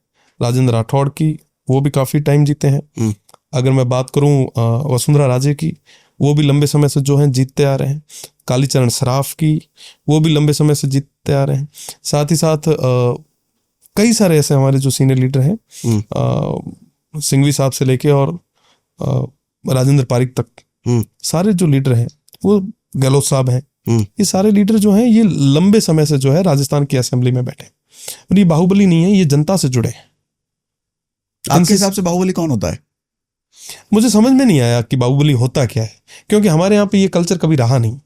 हमारे यहाँ पे हमेशा वही जीता है जो लोगों के बीच रहा है, और कहीं ना कहीं एक प्रेम और भाव और जिसका एक व्यवहार रहा है, एक कनेक्ट रहा है, वही जीता है। अब बाहुबल हमारे तो साहब हमेशा संघर्ष पाते आए हुए, बाहुबल कदे रही को नहीं। हिंदी फिल्मों में अगर देखा जाए तो बाहुबल या बड़ा दबदबा वाला अगर नेता देखा जाए तो यूपी को ही दिखाया जाता है। तो क्या यूपी में सबसे पावर वाले, सबसे दबंग बाहुबली होते हैं, या देश के अलग अलग राज्यों में भी होते हैं? यूपी में होते होंगे साहब। राजस्थान एक अलग प्रदेश है, और राजस्थान में तमाम जितने भी लीडर हुए हैं उन सभी ने सभी से प्रेम भाव रखा है। यूपी में भी रखा है। बिना प्रेम के आप वोट नहीं ले सकते, है ना। आज के समय में वो दौर चला गया जब आप जबरदस्ती मतपेटियों को जो है भर के भेज दो। बिना प्रेम के कोई वोट नहीं करता। मैं नहीं मानता कि कोई किसी को दबाव के साथ किसी से वोट ले सकता है। प्रेम भाव के साथ में ही होता है। ठीक है, चीजों को अलग अलग तरीके से जो है प्लांट की जाती है। किसी को किसी ने बाहुबली बता दिया, किसी ने जननेता बता दिया, वो तो आप जिसको लेके जो नैरेटिव और परसेप्शन सेट करोगे वही हो जाएगा। अब मसला क्या है सागर भाई कि हमारे यहाँ पे बाहुबली वाला कॉन्सेप्ट ही नहीं है। सही मायने में आप ऑन रिकॉर्ड करें ये, है ना, राजस्थान में बाहुबली का कोई कॉन्सेप्ट नहीं है। वहां पे बड़े नेता हैं जो वाकई मेहनत करते हैं, धरातल पे मेहनत करते हैं, आम आदमी से जुड़ाव रखते हैं, उनके सुख में उनके दुख में हर जगह रहते हैं, इसलिए तो वो जीत रहे हैं। सही मायने में आप जबरदस्ती किसी से वोट नहीं ले सकते हैं क्या? नहीं, जीतते तो यूपी के भी हैं। जीतते हैं तो मेहनत के बलबूते पे जीतते हैं। हाँ, मेहनत तो होती है, मेहनत करते हैं, दिल में तो राज करते हैं, लेकिन ये तो है, करते हैं ना।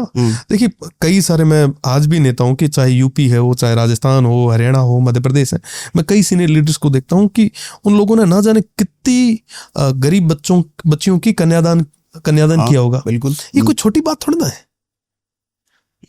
मतलब कोई एक पिता अगर एक बेटी भी है उसका भी कन्यादान बड़ी मुश्किल से कर पाता है। 100 हजार बच्चियों का कन्यादान करना वो कोई छोटी बात थोड़ी ना है। नहीं है, बिल्कुल नहीं। कोई गरीब व्यक्ति आ गया, उसके लिए पढ़ाई के लिए सारा पैसा देना, तमाम चीजें करनी, व्यवस्थाएं करवानी, छोटी बात नहीं है। तो वो लोग कर रहे हैं ना, तो इसलिए लोगों के दिल में। अब ठीक है, आप उनको बाहुबली कह दें, चाहे कुछ भी कह दें, वाकई वो सही तरीके से काम कर रहे हैं इसलिए जीत रहे हैं। आप जबरदस्ती जीत नहीं सकते, वोट तो नहीं ले सकते आप, जबरदस्ती किसी से नहीं ले सकते। आपको आदमी पसंद करता है तो वोट देगा। अब आपके कुछ वायरल रील के बारे में आपसे थोड़ा जानना चाहूंगा मैं। अपना जो ठीक लगे। हाँ, एक वायरल रील था पेट्रोल वाली क्लिप, जिस पर आपने मई 2026 में गिरल से हजारों लोगों का काफिला कलेक्ट्रेट पहुंचता है और भाटी जी खुद पर पेट्रोल छिड़क लेते हैं। मजदूर 38 दिन से धरने पर बैठे थे, आप भी 14 दिन से उनके साथ थे। फिर पेट्रोल छिड़कने की नौबत क्यों आई, और क्या ये फैसला आज रिग्रेट का फीलिंग देता है? नहीं आता रिग्रेट इसलिए नहीं होता। वो तमाम लोग जो उस समय बाड़मेर कलेक्ट्रेट पे आंदोलन करने के लिए आए, उन सभी लोगों को प्रोटेक्ट रखने की जिम्मेदारी मेरी थी। सरकार ने तय कर रखा था कि चाहे लाठी के जोर पे हो, चाहे मुकदमों के जोर पे हो, किसी भी तरीके से येन केन प्रक्रिया इन लोगों को आज के दिन में इस तरीके से हरास करके भेजना है ताकि फ्यूचर में कभी ये उठ के वापस नहीं आए। उन लोगों ने मुझे जिम्मेदारी दी थी उस पूरे मूवमेंट को लीड करने की।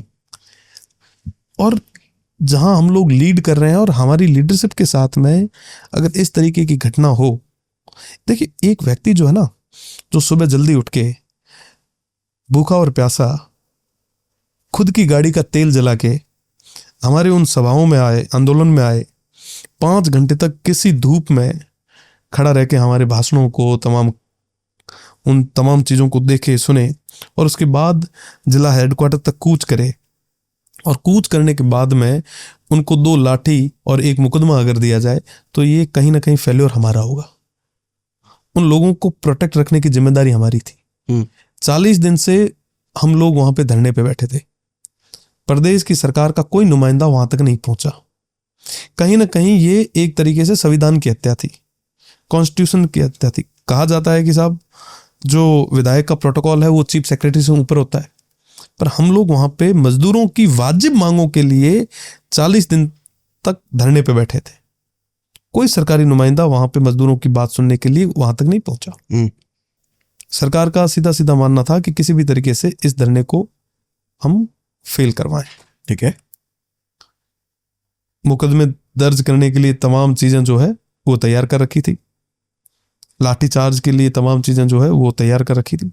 और जैसे ही पेट्रोल का वो इंसिडेंट हुआ तो हाथ पग सबके फूल गए, डिस्ट्रिक्ट से लेके राजधानी तक बैठे लोगों के। उन्हें समझ में नहीं आया कि ये तमाम चीजें जो है कैसे करेंगे। उनको समझ में आ गया कि साहब ये किसी भी हद तक जो है इन मजदूरों की लड़ाई को लड़ेगा। और उसके बाद में किसी भी व्यक्ति पे किसी तरीके का कोई मुकदमा दर्ज नहीं हुआ। मैंने कहा अगर मुकदमे दर्ज करने मेरे ऊपर करो ना, मैं बैठा हूं, मैं लीड कर रहा हूं, मेरी जिम्मेदारी है, लीजिए मैं आपको एक मौका देता हूं, करो मुकदमा दर्ज मेरे पे। इन तमाम लोगों पे क्यों करोगे? सब गांव का कोई गरीब व्यक्ति, कोई किसान, कोई मजदूर अगर वहां तक आया है अपनी वाजिब मांगों को लेकर लड़ाई लड़ रहा है, आप हमारी मौजूदगी में अगर उन पे मुकदमे दर्ज करोगे, लाठी चलाओगे, ये ठीक नहीं है, ये कतई स्वीकार्य नहीं है। उसके बाद मांग सुनी गई। बिल्कुल मांग माननी पड़ी।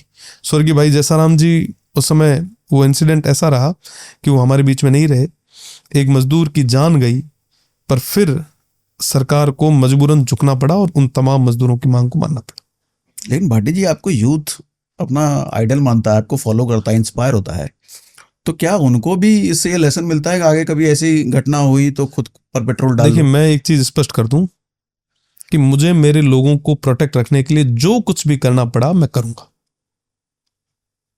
मेरे लोग हैं, उनकी जिम्मेदारी मेरे ऊपर है। क्या संदेश जाता है या नहीं जाएगा मुझे फर्क नहीं पड़ता, मेरे लोगों को प्रोटेक्ट करने की जिम्मेदारी मेरी है, मैं करूंगा और आखिरी दम तक मजबूती से लड़ूंगा।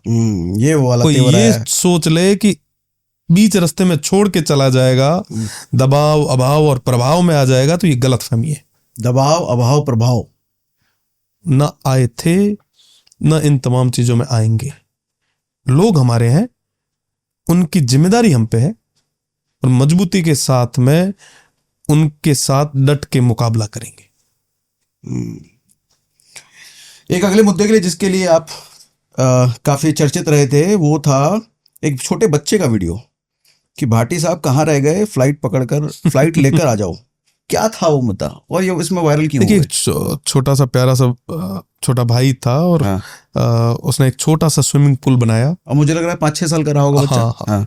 उसने पत्थर का मोबाइल लिया, एक छोटा सा पत्थर लिया और उसने फोन की तरह मुझे फोन मिलाया कि कहाँ हो, मेरे स्विमिंग पूल का जो है रिबन काटना है, इसका उद्घाटन करना है, जल्दी से आओ और हेलीकॉप्टर पकड़ के आओ, पर आके और मेरा जो है ये रिबन काट के जाओ, उद्घाटन करके जाओ।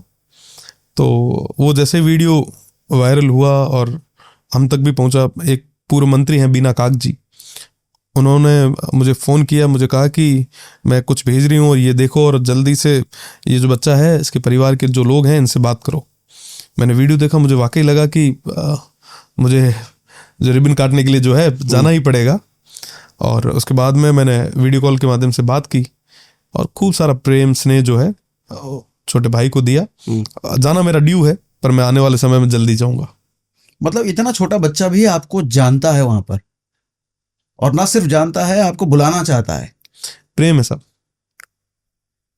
ये कमाल है। मतलब इतनी मासूम उम्मीदें, मासूम बच्चों की उम्मीदें, इससे डर नहीं लगता? मतलब कुछ ज्यादा ही जिम्मेदारी है सर पर। मजबूती के साथ काम करेंगे सब। ठीक है। अच्छा, एक और था जिसमें कुछ तो शायद स्विमिंग पूल वाले बच्चे के साथ ही हुआ था, रावणा विवाद, अप्रैल 2026 की घटना है। वो क्या विवाद था? देखो, विवाद कुछ नहीं था, विवाद बनाया गया था और तमाम जितने भी हमारे सीमांत के जो लोग हैं, भोले भाले लोग हैं, उनको पॉलिटिकली यूज करने का और पॉलिटिकली एक वातावरण जो था उसको खराब करने का एक छोटी सी कोशिश थी। हुआ क्या पर था? हो नहीं पाई। क्या हुआ था? देखिए, सारे लोग मेरे अपने लोग हैं और उन लोगों की जिम्मेदारी भी हमारी है, यहाँ के भाईचारे को बना के रखने की जिम्मेदारी हमारी है। तो कहीं ना कहीं जो राजनीतिक रूप से जो लोग हो सकता है कि हमसे सहमत ना हो, उन लोगों की एक तरीके का साजिश थी, षड्यंत्र था, पर वो चला नहीं। ओके, ठीक है। यूपी की राजनीति और राजस्थान की राजनीति में क्या फर्क आप देखते हो? देखिए, मैंने राजस्थान की राजनीति तो देखी है, पर यूपी की राजनीति नजदीक से देखी नहीं है। जब देख लेंगे तो बिल्कुल बताएंगे आपको। ऐसा कैसे हो सकता है? देखिए, 2024 में हमने कोशिश की कि दिल्ली तक आए, दिल्ली तक आते तो शायद यूपी की राजनीति भी देख लेते। बच रहे हैं लेकिन आप। ठीक है। अच्छा, आपके कई सारे वीडियो ऐसे भी वायरल होते हैं कि आप अधिकारियों को डांट रहे हैं, तो क्या एक विधायक के हक में है या फिर ये शोभा देता है कि अधिकारी को डांटना, और वो भी कैमरा ऑन करके? ये सही है? ये सही है कि कहीं पे जो जिम्मेदार व्यक्ति वो काम नहीं करे वो ठीक है? बिल्कुल नहीं। कोई गांव का व्यक्ति अगर बार बार वहां पे उन ऑफिसेज के आगे से धक्के खाए वो ठीक है? सभी ने शपथ ली है ना, हम्म। हम लोगों ने भी शपथ ले रखी है, उन्होंने भी शपथ ली है। सभी को अपनी जिम्मेदारियों का जो है, कर्तव्य का जो है निर्वहन करना चाहिए। अगर कहीं नहीं करेंगे तो कहेंगे। जनप्रतिनिधि है, जनता ने हमें वोट देके जिता के भेजा है। तो क्या विधायक के पास लीगली ये पावर होता है, वो किसी अधिकारी को ऐसे हड़का सकते लीगली हैं? किसी अधिकारी के पास ये पावर है कि वो किसी आदमी का काम ना करे। पब्लिक नहीं, सर्वेंट ये कहते हैं ना, उनकी रिस्पॉन्सिबिलिटी है वो। पब्लिक सर्वेंट कहते हैं, जनता के साहब नौकर हैं, यही कहते हैं ना, नौकरी कर रहे हैं। अगर वो अपना काम नहीं करे तो उसको कहना नहीं चाहिए, और हम नहीं कहेंगे तो कौन कहेगा? आपको लगता है कि कोई आम व्यक्ति किसी भी बड़े अधिकारी के सामने जाके शिकायत कर सके? कह सकता है क्या? गांव का कोई व्यक्ति जो 4 दिन पुराने कपड़े पहन के आया, तंग हाल में है, स्थिति बड़ी नाजुक है, वो किसी भी बड़े अधिकारी की ऑफिस में घुसता है तो उसको सबसे पहले कहते हैं कि बाहर जाके बैठो, बुलाएं तब आना। वो ठीक है? जो जिम्मेदारी का निर्वहन ना करे, वो मैं आरती उतारूं उनकी, लाड दूं उनको, धन्यवाद दूं, बुके दूं? आप बताओ क्या करूं? अब तक वर्स्ट क्या किया है आपने किसी अधिकारी के साथ? मैंने कुछ भी नहीं वर्स्ट किया है। जो मुझे करना था सही किया, और उन लोगों को भी इस तरीके की चीजों को लेके मैंने ये उनको एहसास करवाया कि अगर उनकी जगह हमारा कोई परिवार का व्यक्ति होता या आप और हम होते तो क्या हाल होता है हमारे। अब जो चीज दूसरों के साथ कर रहे हैं, कभी खुद पे लेके देखें, समझ में आ जाएगा। कुछ कभी किसी अधिकारी ने ऐसे आपको पर्सनली फोन लगा के बोला है कि ये पब्लिक के सामने मत बोला कीजिए, प्राइवेट में बोल लिया कीजिए, ऐसा कुछ होता? नहीं, ऐसा देखिए, वो भी समझते हैं तमाम चीजों को, और कई बार रियलाइज भी करते हैं। पर जो व्यक्ति फोन करके अगर मुझे बताता है, मैं ऑन कैमरा उसकी बात नहीं करूंगा। ऑन कैमरा उसकी निजता का भी तो ध्यान रखूंगा मैं। सारी फोन वाली बातें यहाँ थोड़ी ना बताऊंगा मैं। अब भाटी जी एक बात बताइए, रिन्यूएबल एनर्जी के आप खिलाफ बोलते हो, मतलब देश में इकलौता पहला आदमी मैं देख रहा हूं जो रिन्यूएबल एनर्जी के खिलाफ बोल रहा है। पूरा देश लगा हुआ है, सरकार लगी है, सब्सिडी बांट रही है कि रिन्यूएबल एनर्जी आए, सोलर आए, ताकि भैया पॉल्यूशन वगैरह कम हो, देश में रोजगार बढ़े। आप खिलाफ हो, क्यों? देखिए, पॉल्यूशन कम होना चाहिए, जाहिर सी बात है। पर साहब, आप एक तरफ कह रहे हैं कि एक पेड़ माँ के नाम लगाओ, और दूसरी तरफ आप लाखों लाखों हजारों पेड़ किसके नाम पे काट रहे हैं, ये बताओ। आप देखें कि साहब पूरा देश चाहता है कि रिन्यूएबल एनर्जी आए, हम भी चाहते हैं रिन्यूएबल एनर्जी आए, पर इन तमाम चीजों की कीमत हम लोग क्यों चुकाएं? बाड़मेर, जैसलमेर, बालोतरा, बीकानेर और इस पूरे वेस्टर्न राजस्थान के लोग ही आपको हमेशा दिखते हैं। आपने इन तमाम लोगों को इसके बदले दिया क्या? लोकल इंपैक्ट क्या होगा? वहां के लोगों के ऊपर क्या असर इसका पड़ेगा? आपने कभी असेस करवाया? बस आप रिन्यूएबल एनर्जी चाहिए, आप दे दो। सब हर तमाम चीजों की कीमत तो हम ही चुका रहे हैं। लेकिन कोई भी नई चीज जब किसी भी जगह जाती है, कॉर्पोरेट आता है, सड़कें बनती है, रोजगार डेवलप होता है, ओवरऑल पूरा एरिया डेवलप होता है। अभी हम थोड़ी देर पहले बात कर रहे थे कि वहां पे रोजगार नहीं है, शिक्षा नहीं है, सरकार कभी देखने नहीं जाती है। अगर ओवरऑल डेवलपमेंट होगा तो कम्युनिकेशन इजी हो जाएगा। चलिए, बहुत बढ़िया बात आपने कही कि रोडें बनेगी। रिन्यूएबल एनर्जी के जितने प्लांट लगे हैं मेरी कॉन्स्टिट्यूंसी में या आसपास के जिलों में, वहां पे रोडें टूटी है, बनी एक भी नहीं। एक भी रोड बता दीजिएगा कि साहब ये रोड है, ये कॉर्पोरेट्स ने बनाई या इन तमाम चीजों की वजह से बनी, मैं मान जाऊंगा। सेकंड, आपने कहा एम्प्लॉयमेंट जनरेट होगा। आप देखें कि उस पूरे प्लांट में रिन्यूएबल में पहले के समय में सिक्योरिटी गार्ड की छोटी मोटी नौकरी जरूर मिला करती थी। आज के समय में जब से एआई फंक्शनल कैमराज आ गए हैं, उसके बाद में वो सिक्योरिटी गार्ड भी हटा दिए। मैन्युफैक्चरिंग यूनिट्स होती है ना, कोई कपड़े की मिल हो, कोई बड़ी फैक्ट्री हो, तो उसमें मैन पावर की जरूरत रहती है कि साहब हाँ ये तमाम चीजें हो सकती है। यहाँ पे तो सूरज भगवान अपने आप ही कृपा करके बैठे हैं। पिछले 50 सालों से हम तो गर्मी सहन कर ही रहे हैं। वो उस गर्मी को जो है आपने वरदान के रूप में लिया, पर इसमें हमारा क्या? हमारे इकोसिस्टम को तो आपने पूरे तरीके से डैमेज कर ही दिया। एम्प्लॉयमेंट कहां जनरेट हुआ? रोडें कौन सी बनी है? एक ले दे के बात होती है सीएसआर की। एक भी बड़ा प्रोजेक्ट कोई सीएसआर के मार्फत बना हो, कोई स्किल सेंटर आपने डेवलप किया हो तो बताएं।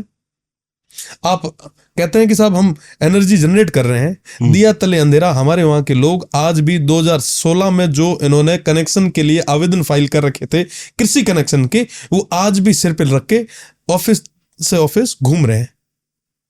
आप कह रहे हैं कि साहब हम सरप्लस है, हम इतनी एनर्जी जनरेट कर रहे हैं। आज भी मेरी कॉन्स्टिट्यूंसी के उस वेस्टर्न राजस्थान के कई गांव ऐसे हैं जहां पे बिजली नहीं पहुंची है। आप कहते हैं कि साहब हम वहां के लोगों को मुफ्त बिजली देंगे, हम मानते हैं कि वाकई आप कुछ कर रहे हैं। हर चीज की कीमत जो है हमारे लोग क्यों चुकाएं? हम तो ये चाहते हैं कि अगर आप वाकई नेशनल इंटरेस्ट में ये तमाम चीजें करना चाहते हैं तो हम स्वागत करते हैं, पर वहां के लोगों के लिए कुछ ना कुछ आप दें। आप देखेंगे कि हिमाचल हो, चाहे उत्तराखंड हो, चाहे कोई भी स्टेट हो, जहां पे ये तमाम प्रोजेक्ट्स आते हैं, वहां पे क्योंकि वहां पे उनके उस स्टेट के संसाधनों को उपयोग में लिया जाता है, तो उसके बदले में उस स्टेट को कोई ना कोई फायदा दिया जाता है। राजस्थान की आज के समय में स्थिति यह है कि हमारा आधे से ज्यादा जो रेवेन्यू है, जो फंड है, जो स्टेट का फंड है, वो तनख्वाह में, पेंशन में और हमारे लिए गए कर्ज की किस्तों में चला जाता है। आपको मिला क्या? रिन्यूएबल के माध्यम से अगर मेरे स्टेट को भी अगर कुछ मिलता है तो मैं मानता कि वाकई मेरे स्टेट को कुछ मिला है। ना हमें कन्वर्जन चार्जेस मिल रहे हैं, हमें इलेक्ट्रिसिटी चार्जेस में हमने पूरे तरीके से उनको छूट दे दी है, किसी भी तरीके का ना तो स्टाम्प ड्यूटी हमें मिल रही है, कोई भी अगर रेवेन्यू का बेनिफिट भी अगर मिल रहा होता या इस बिजली में कोई परसेंटेज उन तमाम लोगों को या उस क्षेत्र को मिल रहे होते तो हम मानते कि वाकई हमारे साथ कुछ हो रहा है। आप बिजली तो जनरेट कर रहे हो, संसाधन उपयोग यहाँ के कर रहे हैं, है ना? आप संसाधन कहाँ के उपयोग कर रहे हैं? पूरे वेस्टर्न राजस्थान के। हमारी जितनी भी ओरण गोचर है आपने सभी मल्टीनेशनल कंपनीज के हाथों में आपने दे दी। बदले में मिला क्या? ये विरासत ही तो थी साहब। आपसे आज तक, आपसे इन द सेंस कि गवर्नमेंट से आज तक हमने कभी कुछ नहीं मांगा और ना आपने कुछ दिया। यहां के लोगों ने अपनी मेहनत के बलबूते पे सरवाइव किया। पानी नहीं था, पर आपके पास आने के बावजूद भी आपने उनको कभी वो तमाम चीजें जो है आजादी के इतने साल बाद में भी उपलब्ध नहीं करवाई। डीएनपी क्षेत्र ऐसा है जहां पे आज भी पक्की सड़कें नहीं है, जहां आज भी बिजली नहीं है। मैं आपकी बात में ऐड करना चाहूंगा। अभी हम लोग जो ऑफ कैमरा बात कर रहे थे, सुस्मित बता रहे थे कि गाड़ियां कई बार पंचर हो जाती है, वहां पर सड़क नहीं होता है। मतलब आप क्या, एक गांव से दूसरे गांव के बीच की डिस्टेंस 20 किलोमीटर है, 15 किलोमीटर है और बीच में कुछ भी नहीं होता है। और जो गांव है भी वहां ढंग से बिजली नहीं है, वहां ढंग से शिक्षा नहीं है। मतलब लोग आइसोलेटेड हैं, वो देश से बिल्कुल अलग हैं पूरे तरीके से, और उनको कोई देखने वाला भी नहीं है पूरे तरीके से। आजादी के इतने साल बाद ये स्थितियां हैं। मेरा एक क्षेत्र है डेजर्ट नेशनल पार्क का। डेजर्ट नेशनल पार्क के अंदर आज भी एक भी पक्की सड़क नहीं है। आप विचार करें कि 6 लाइन के अलावा कोई अगर छोटी रोड होती है ना, डबल लाइन भी, तो हम सब कहते हैं कि नहीं नहीं साहब वो एक्सप्रेस वे है, वहां से जोके जाएंगे, जाते हैं ना। आज के समय में आप देखें कि आजादी के इतने साल बाद में भी वहां पे पक्की सड़क नहीं है। आज भी उन गांवों में बिजली के कनेक्शन नहीं है। आज के समय में भी उनका आबादी विस्तार तक नहीं हुआ है। तो आप कह रहे हैं अगर सरकार वहां पर सोलर प्लांट लेकर के भी आती है, उन लोगों को कुछ नहीं मिलेगा? नहीं मिल रहा, नहीं मिल रहा।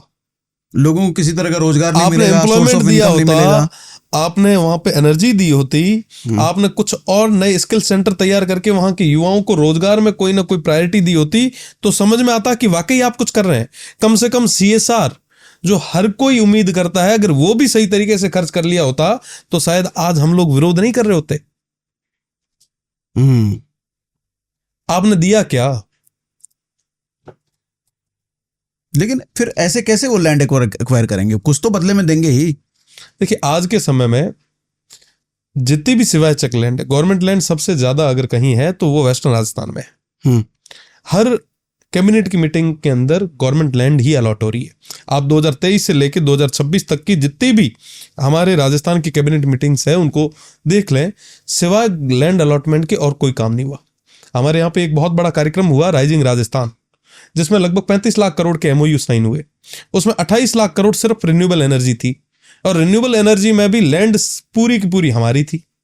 स्टाम्प ड्यूटी में हमने फ्री किया, इलेक्ट्रिसिटी चार्ज हमने पूरे तरीके से फ्री किया, कन्वर्जन चार्ज हमने पूरे तरीके से फ्री किया, DLC की दरों पे हमने जमीनें दे दी। बदले में मिला क्या? बदले में मिला क्या? मैं तो स्टेट से भी पूछता हूं क्या दिया? आप एक तरफ तो कह रहे हैं कि साहब हमारे पूरा रेवेन्यू जो है इन तमाम चीजों में जा रहे हैं, और जो एसेट था आपका जहां से आप रेवेन्यू जनरेट कर सकते थे, जहां से आप रेवेन्यू जनरेट करके हमारे वहां की स्कूल्स को, एजुकेशन को, हेल्थ को, पानी को, बिजली को, तमाम चीजों को सही कर सकते थे, इंफ्रा को मजबूत कर सकते थे, वो चीजें आपने आज मल्टीनेशनल कंपनीज के आगे आपने सौंप के रख दी, आपने गिरवी रख दी वहां पे। आप झुक गए उनके आगे, आप दबाव में आ गए उनके आगे। क्या कारण है? जनता जानना चाहती है, बताएं तो सही। अगर हम गलत हैं तो आप स्पष्ट करें, पर अगर वाकई ये सही है तो इसके गुनहगार कौन? प्रदेश की सरकार को या किसी भी व्यक्ति या दल को राज्य इसलिए दिया जाता है ताकि वो सर्वांगीण विकास करे, वो स्टेट को आगे तक ले जा सके।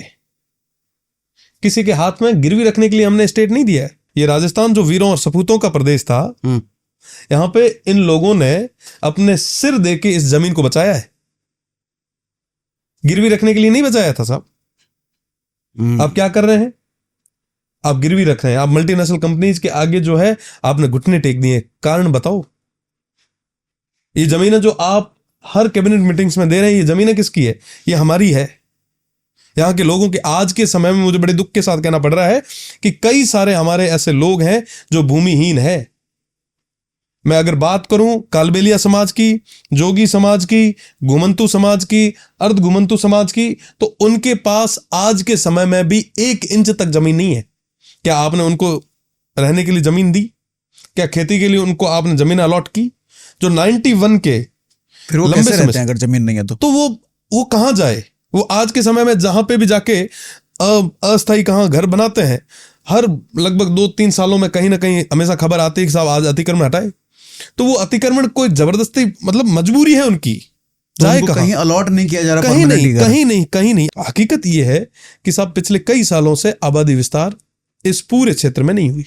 जितने भी भूमिहीन लोग हैं उनको आपने जमीन दी ना, उनके लिए कोई इस तरीके की खेती के लिए भी जमीन दी। आप मल्टीनेशनल कंपनीज को लाखों लाखों बीघा जमीन जो है सीलिंग में आपने छूट दे दी। आपने कहा कि जितनी चाहे आप ले लो। इस प्रदेश को, इस क्षेत्र को मिला क्या? मैं तो ये पूछना चाहूंगा। देखिए, राजस्थान में ट्री प्रोटेक्शन एक्ट जो है इस बार टेबल हुआ है, और वो भी तमाम लोगों की मेहनत की बदौलत। सभी लोगों ने एकजुट होकर प्रदेश की सरकार का विरोध किया और उन्हें कहा कि आप ट्री प्रोटेक्शन एक्ट लाएं, तो मजबूरन उन्हें जो है ट्री प्रोटेक्शन एक्ट लाना पड़ा। राजस्थान वो धरती रही जहां मां अमृता देवी ने अपनी शहादत दी।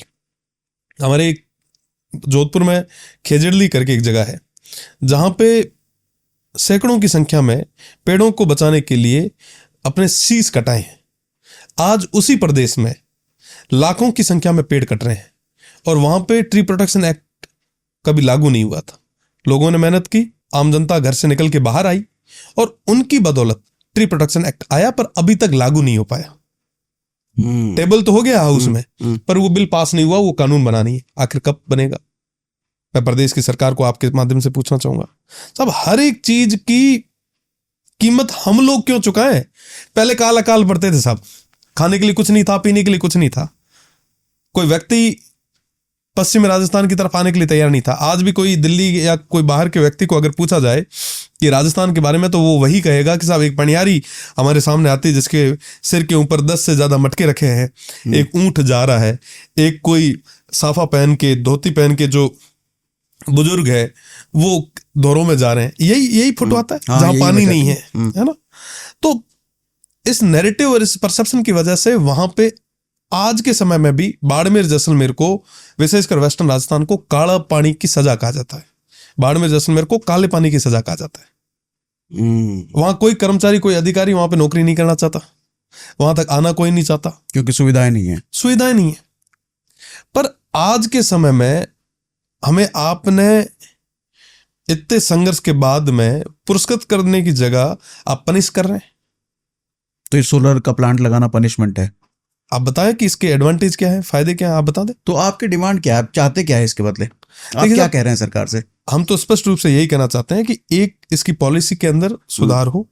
आप एक स्पेसिफिक जगह पे एक जगह आइडेंटिफाई करें, वहीं पे सारे प्लांट्स जो है डेवलप कर दें, तो कम से कम आपकी रिन्यूएबल की भी तमाम चीजें फुलफिल हो जाएगी और हमारा जो ये इकोसिस्टम है ये भी बच जाएगा। ठीक है, ठीक, इसमें कोई लाग लपेट नहीं है, ये हो सकता है। साथ ही साथ आप जो भी जमीन अभी अलॉट कर रहे हैं, पहले वहां पे देखें कि वहां पे कोई ओरण तो नहीं है, वहां कोई गोचर तो नहीं है, वहां के पुराने कोई कुएं, तालाब, कैचमेंट एरियाज तो नहीं है जो इसके अंदर आ रहे हैं, जो मल्टीनेशनल कंपनीज को आप अलॉट कर रहे हैं। आप देखें कि आसपास जितने भी लोग रहने वाले हैं उनके जीवन पे डायरेक्टली इनडायरेक्टली कोई इससे प्रभाव तो नहीं पड़े, ये तो कम से कम असेस करना, ये तो सरकार की जिम्मेदारी है। और इसके कारण जो भी इफेक्ट पड़ रहे हैं उसके लिए कोई माकूल व्यवस्था भी आप करें। साथ ही साथ CSR की बदौलत आप वहां पे डेवलपमेंट वर्क्स भी कराएं, ताकि लगे कि वाकई यहाँ पे कोई कॉर्पोरेट आया है, यहाँ का लाइफस्टाइल जो है अपलिफ्ट हुई है। साथ ही साथ यहाँ पे जो बिजली जनरेट आप लोग कर रहे हैं, वो बिजली यहाँ के किसानों को, यहाँ के तमाम उन व्यापारियों को दें, ताकि ज्यादा से ज्यादा यहाँ पे इंडस्ट्रीज जो है यहाँ पे आ सके। आज के समय में जहां पे भी इंडस्ट्रीज गई है, तो एक ही सबसे बड़ा कारण रहा है कि एनर्जी वहां पे, बिजली जो है वहां पे सस्ती उपलब्ध रही। अगर आप हमारे लोगों को सही रेट्स में वहां पे बिजली देंगे, संसाधन मुहैया कराएंगे, तो वहां पे इंडस्ट्रीज भी डेवलप होगी। तो हम ये चाहते हैं कि इस पॉलिसी के अंदर थोड़ी सी तमाम चीजें जो है वो उन तमाम लोगों के अनुकूल हो। तो ये काम सरकार अकेले कर रही है, वहां के लोग भी जमीनें दे रहे हैं? सरकार तो जमीन अलॉट कर ही रही है, पर साथ ही साथ हमारे भोले भाले जो लोग हैं, वहाँ के किसान जो है, उनको भी भ्रमित करके, झांसे में रख के, उनके साथ एक तरीके से कह सकते हैं कि 420 करके जो है उनकी भी जमीनों को हथिया लिया जा रहा है आज के समय में। हथियाने वाली खुद सरकार है?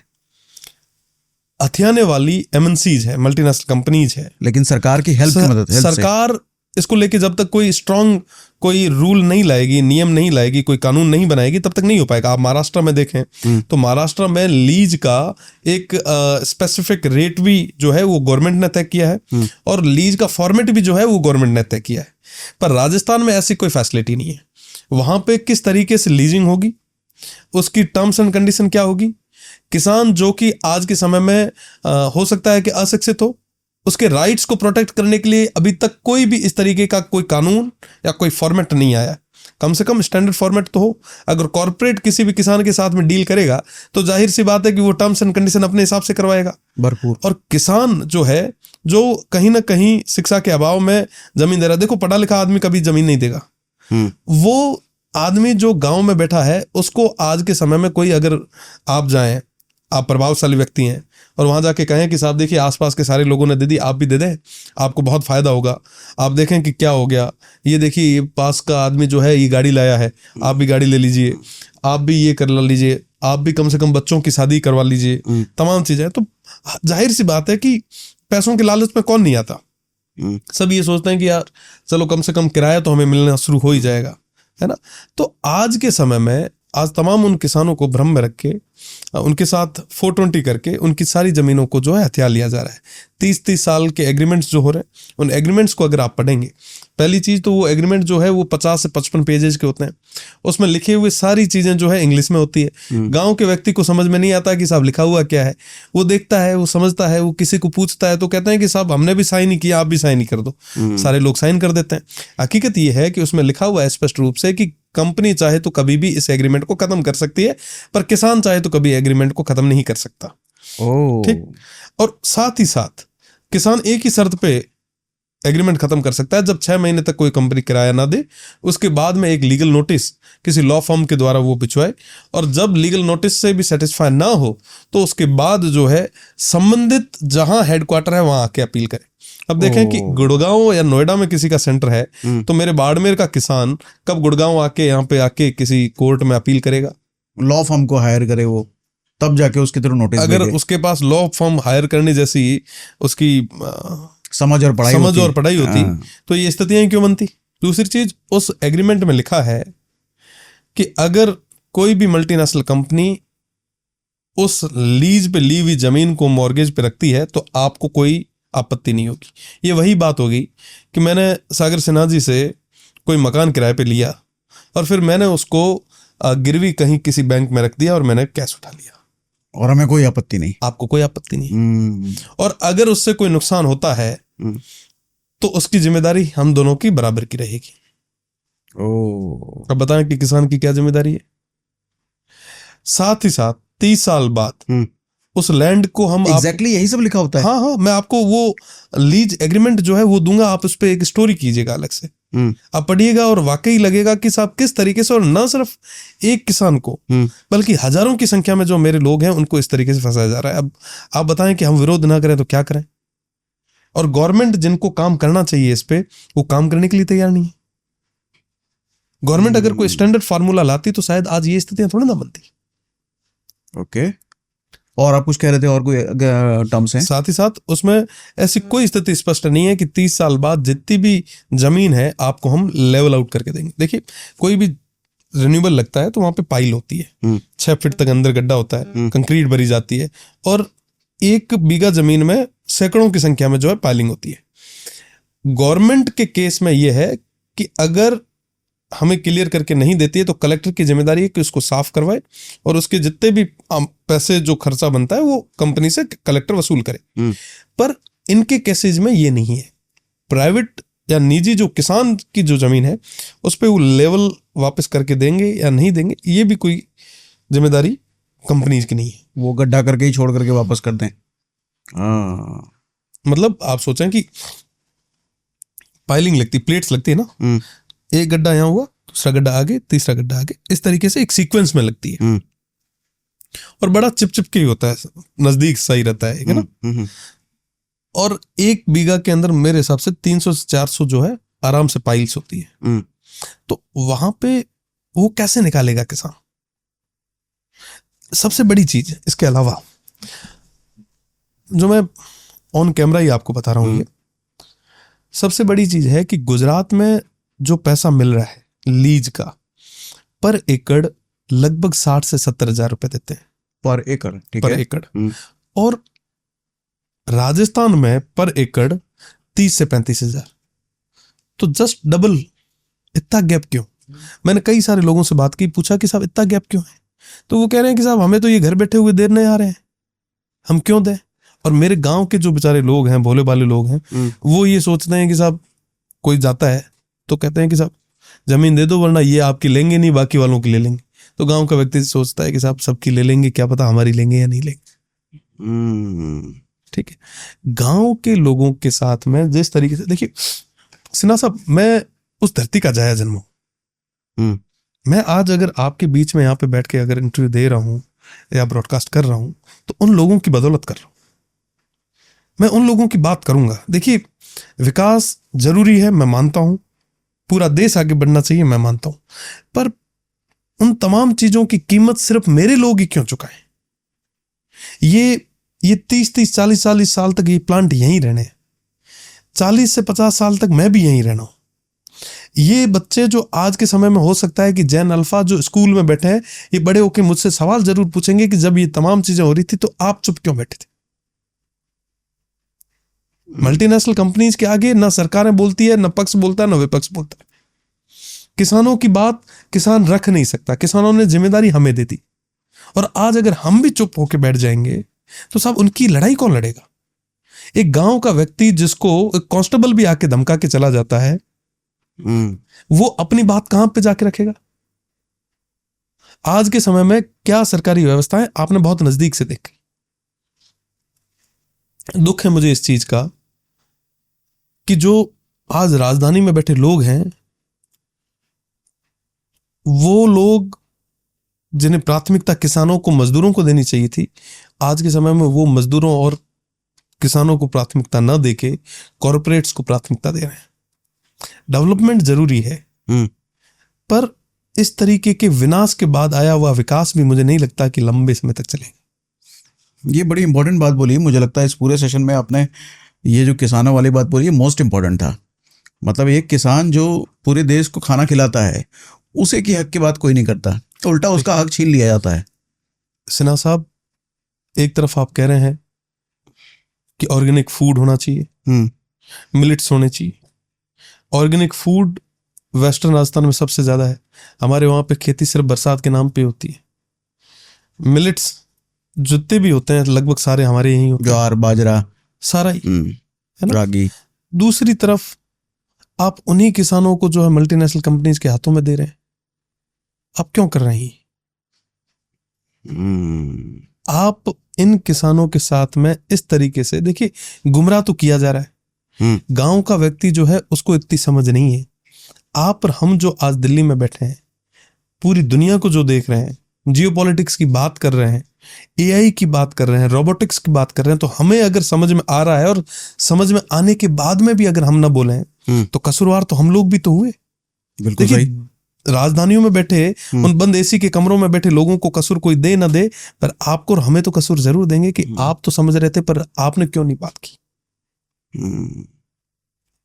आप जस्टिस करें, आप न्याय करें, आप हमारे लोगों के साथ में इस तरीके का अत्याचार बंद करें। न सिर्फ आज वो प्लांट्स के आसपास के लोग इफेक्टेड हो रहे हैं। इस हाई टेंशन लाइंस की वजह से हर व्यक्ति हमारे उस तरफ का डायरेक्टली इनडायरेक्टली इफेक्टेड हो रहा है। अगर कोई विरोध करे तो उसको लाठी के जोर से जो है बंद किया जाता है। ऐसा हो रहा है? 100% हो रहा है, 100% हो रहा है। ओह, लाठी के जोर से। देखिए सिस्टम जो है वो मल्टीनेशनल, देखिए मल्टीनेशनल कंपनीज के पास पैसा है, किसान के पास देने के लिए पैसा नहीं है। उसके पास अपने घर के बचे कुछ जेवर हैं। वो मल्टीनेशनल कंपनीज की होड़ फाइनेंशियली उस कैपेसिटी में नहीं कर सकता, पैसे की कैपेसिटी में वो मल्टीनेशनल कंपनीज की होड़ नहीं कर सकता। तो आज के समय में पूरा सिस्टम जो है उनको बेनिफिट देने के लिए लगा है। किसानों की बात कौन करता है? बताओ दो ना आप देख लें वेस्टर्न राजस्थान पूरे में कोई बात नहीं कर। तो मोदी जी जो कहते हैं कि हम किसानों के लिए स्कीम अलग अलग लेकर के आते हैं, वो सिर्फ ऑन पेपर है क्या? धरातल पे जाके देखें, आपको स्थिति समझ में आ जाएगी। मैं मोदी जी की बात नहीं करूंगा, पर हकीकत में जो मेरे किसानों के साथ में जिस तरीके से गलत हो रहा है उसकी बात आज के समय में कोई नहीं कर रहा। मैं ऑन कैमरा कह रहा हूं कि ये राजनीति की बात नहीं है। अगर ये लोग रहे, ये क्षेत्र रहा तो हम राजनीति करेंगे। ये लोग ही अगर माइग्रेट करके चले गए, पलायन हो गया यहाँ से, ये लोग छोड़ के चले गए इस क्षेत्र, तो फिर हम राजनीति भी किसके पीछे करेंगे?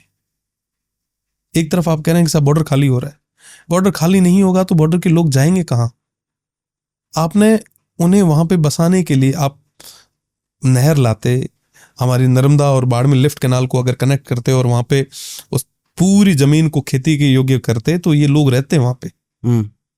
पर आज के समय में आप अगर इस तरीके से जमीन अलॉट करते जाएंगे, अगर ये खेती से वंचित होते जाएंगे तो फिर ये जाएंगे शहरों में। देखिए इसमें कोई शक नहीं है कि गांव इसलिए बच्चे थे क्योंकि वहां पे जो लोग हैं वो खेती करते थे, परिवार के साथ रहते थे। अगर उनसे खेती अगर छीन लो तो जाहिर सी बात है कि वो बच्चों को पढ़ाने के नाम पे या 20 तरीके के और बहाने लेके शहरों में जाएंगे। बिल्कुल सही। शहरों में जाएंगे तो यहाँ पे जिस तरीके से कल्चर है कि कोई छोटे से फ्लैट में रहेंगे, फिर धीरे धीरे वो किराए का पैसा, क्योंकि जाहिर सी बात है कि आज से 20 साल पहले 30 साल पहले हमने कोई एग्रीमेंट किया था, उस समय रेट्स क्या थी? क्या सब उस समय रेट 5,000 रुपए थी महीने की, है ना? आज के समय में क्या 5,000 में आप एक मोबाइल की EMI भी भर सकोगे क्या? नहीं। तो ये हालत हमारे आने वाले समय में हमारे इन किसानों के साथ होगी। मजबूरन इन्हें फिर जो है मजदूरी करने जाना पड़ेगा, चौराहों पे खड़े मिलेंगे हमारे युवा। जिम्मेदार कौन है? देखिए कॉरपोरेट को कोई दिक्कत नहीं है तमाम चीजें अवेलेबल करवाने में, तमाम चीजें, पर इंप्लीमेंट कराने की जिम्मेदारी हमारी है, प्रदेश की सरकार की है। वो टाइट करके कहे कि साहब ये इस तरीके से ये चीजें करनी पड़ेगी, तो अपने आप करना पड़ेगा उनको। देखिए राजस्थान में जितनी भी MNC जा रही है जो रिन्यूएबल की है, वो राजस्थान से प्यार नहीं करती। उनकी धरती चाहिए, उन्हें जगह चाहिए, उन्हें लैंड बैंक चाहिए, और राजस्थान के अलावा ये लैंड बैंक कहीं नहीं मिल सकता। जो 300 से ज्यादा दिन जहां पे प्रॉपर सनलाइट हो, ये सिर्फ एकमात्र राजस्थान है। जब राजस्थान पे भगवान का इतना आशीर्वाद है तो क्यों न इस आशीर्वाद को सही तरीके से वहां के लोगों के लिए उपयोग में लिया जाए। आप अगर बिजली देंगे तो वहां पे नए इंडस्ट्रीज जो है डेवलप होंगे। हमारा आपसे या किसी से भी कोई व्यक्तिगत द्वेष नहीं है, पर मेरे लोगों की जिम्मेदारी हमारे ऊपर है। तो आप सिर्फ ये कह रहे हैं कि सोलर प्लांट लगाइए, रिन्यूएबल एनर्जी लगाइए, लेकिन बदले में वहां के लोगों को भी कुछ दीजिए। बिल्कुल। वो कुछ का मतलब क्या है, क्या दिया जाए? इसमें क्या है साहब कि हम लोग ये चाहते हैं कि साहब कम से कम उनको उनका हक पूरा मिले, उनके साथ में गलत नहीं हो। उस हक में क्या आता है? हक में ये आता है कि उन्हें उसके बदले पूरा मुआवजा मिले, हाई टेंशन लाइन के बदले। उस जमीन का जो किराया जो आप बाकी प्रदेशों में देते हैं, आप उतना किराया हमारे लोगों को भी दें, और साथ ही साथ उस लीज एग्रीमेंट के अंदर जो चीजें जो किसानों को, देखिए कॉन्ट्रैक्ट क्या होता है, आपके और हमारे बीच में एक म्यूचुअल अंडरस्टैंडिंग ही तो होती है, दोनों की सहमति होती है, दोनों की सहमति होती है। तो कम से कम जो किसानों के हित की बात है, प्रदेश की सरकार इसमें इंटरवीन करके इन तमाम चीजों को बैलेंस करे, ताकि किसी भी तरीके से किसान को नुकसान ना हो। साथ ही साथ आप वहां पे बिजली दें और CSR के मार्फत भी करवाएं, तो कम से कम डेवलपमेंट तो कराएं। आप जो सड़कों की आपने बात की, हकीकत ये है कि इन हेवी व्हीकल्स की वजह से हमारी जो सड़कें पहले जो ठीक थी वो भी आज खत्म होगी। तो कम से कम आप विकास सिर्फ प्लेटों के मार्फत ना दें, बाकी भी और कई सारी चीजें हैं उसके मार्फत भी दें। अगर वाकई आप चाहते हैं कि ये प्रदेश आगे बढ़े, ये क्षेत्र आगे बढ़े, तो यहाँ पे आप मैन्युफैक्चरिंग यूनिट्स दें, हम आपके साथ में रहेंगे। मैं कई सारे पॉलिटिकल लीडर से मिलता हूँ, तो सब मुझे एक तरह के मिलते हैं। आप थोड़े अलग मुझे लगे, आप बिल्कुल अलग हो। मतलब जैसे दबंगई, बाहुबली, या जो सवाल हमने पूछे इसका खुल खुल के जवाब देते हैं लोग। आप उन चीज़ों में पीछे हटते हुए मुझे दिखे, तो आपसे मुझे पहले ही मिल लेना चाहिए था ताकि मैं इनको जान जाता पहले। हमारे यहाँ पे दादा, मतलब आप अगर जोर से किसी से बात करोगे तो वो भी अपमान की श्रेणी में आएगा। एकमात्र प्रेम ऐसी चीज है जो वाकई लोगों को जो है जोड़ के रख सकती है। हमारे यहाँ पे सब कई सारे ऐसे लोग हमें मिलते हैं जिन्होंने हमें वोट नहीं दिए, तो इसका मतलब ये थोड़ा ना कि हम उनको धक्का दे देंगे। वो तो हमारे लोग हैं ना। चलो एक बार नहीं देंगे, अगली बार देंगे। मुझे तो वहां पे जीवन भर चुनावी तो लड़ने हैं, मुझे 50 साल रहना वहां पे। मैं 5 साल का प्लेयर नहीं हूं, मैं 50 साल के लिए आया हूं, और ये मेरे लोग हैं, मैं इनके बीच में रहूंगा। हो सकता है कई लोगों की अपनी मजबूरियां होती है, कई बार कोई आपके साथ रहे, कोई ना रहे, लेके चलना तो हमारी जिम्मेदारी है ना। आज पूरे इंटरनेशनल बॉर्डर पे हर तरीके की परिस्थिति बनी है। हिंदू मुस्लिम की भी परिस्थिति बनती है, कभी क्या परिस्थिति बनती है, पर हमारे साथ में तमाम लोग जो है वो भाई भाई की तरह रहते हैं। मेरे सामने एक सीनियर हमारे एमएलए थे जिनकी उम्र जो आपने बताई 84 साल, अमीन खान साहब। अमीन खान साहब के अभी घुटने दर्द कर रहे थे, मैं उनको जायडस हॉस्पिटल अहमदाबाद चेक करवाने के लिए ले गया, है ना। वो मेरे परिवार के हैं, क्या फर्क पड़ गया अगर हम सामने चुनाव लड़े हैं तो। मेरे और भी जितने भी कॉम्पिटिटर सारे मेरे ही तो हैं, मुझे जीवन पूरा उनके साथ ही तो निकालना है, मैं क्यों छोड़ूं उनको। राजनीति में पता थोड़ा ना चलता है साहब। हमारे वहां पे एक सीनियर लीडर हुआ करते थे, जसवंत सिंह जी साहब। जसवंत सिंह जी साहब उस समय कोई सोच नहीं सकता था कि बीजेपी के जो फाउंडिंग मेंबर थे, है ना, उनको इंडिपेंडेंट लड़ना पड़ेगा। वो लड़े इंडिपेंडेंट।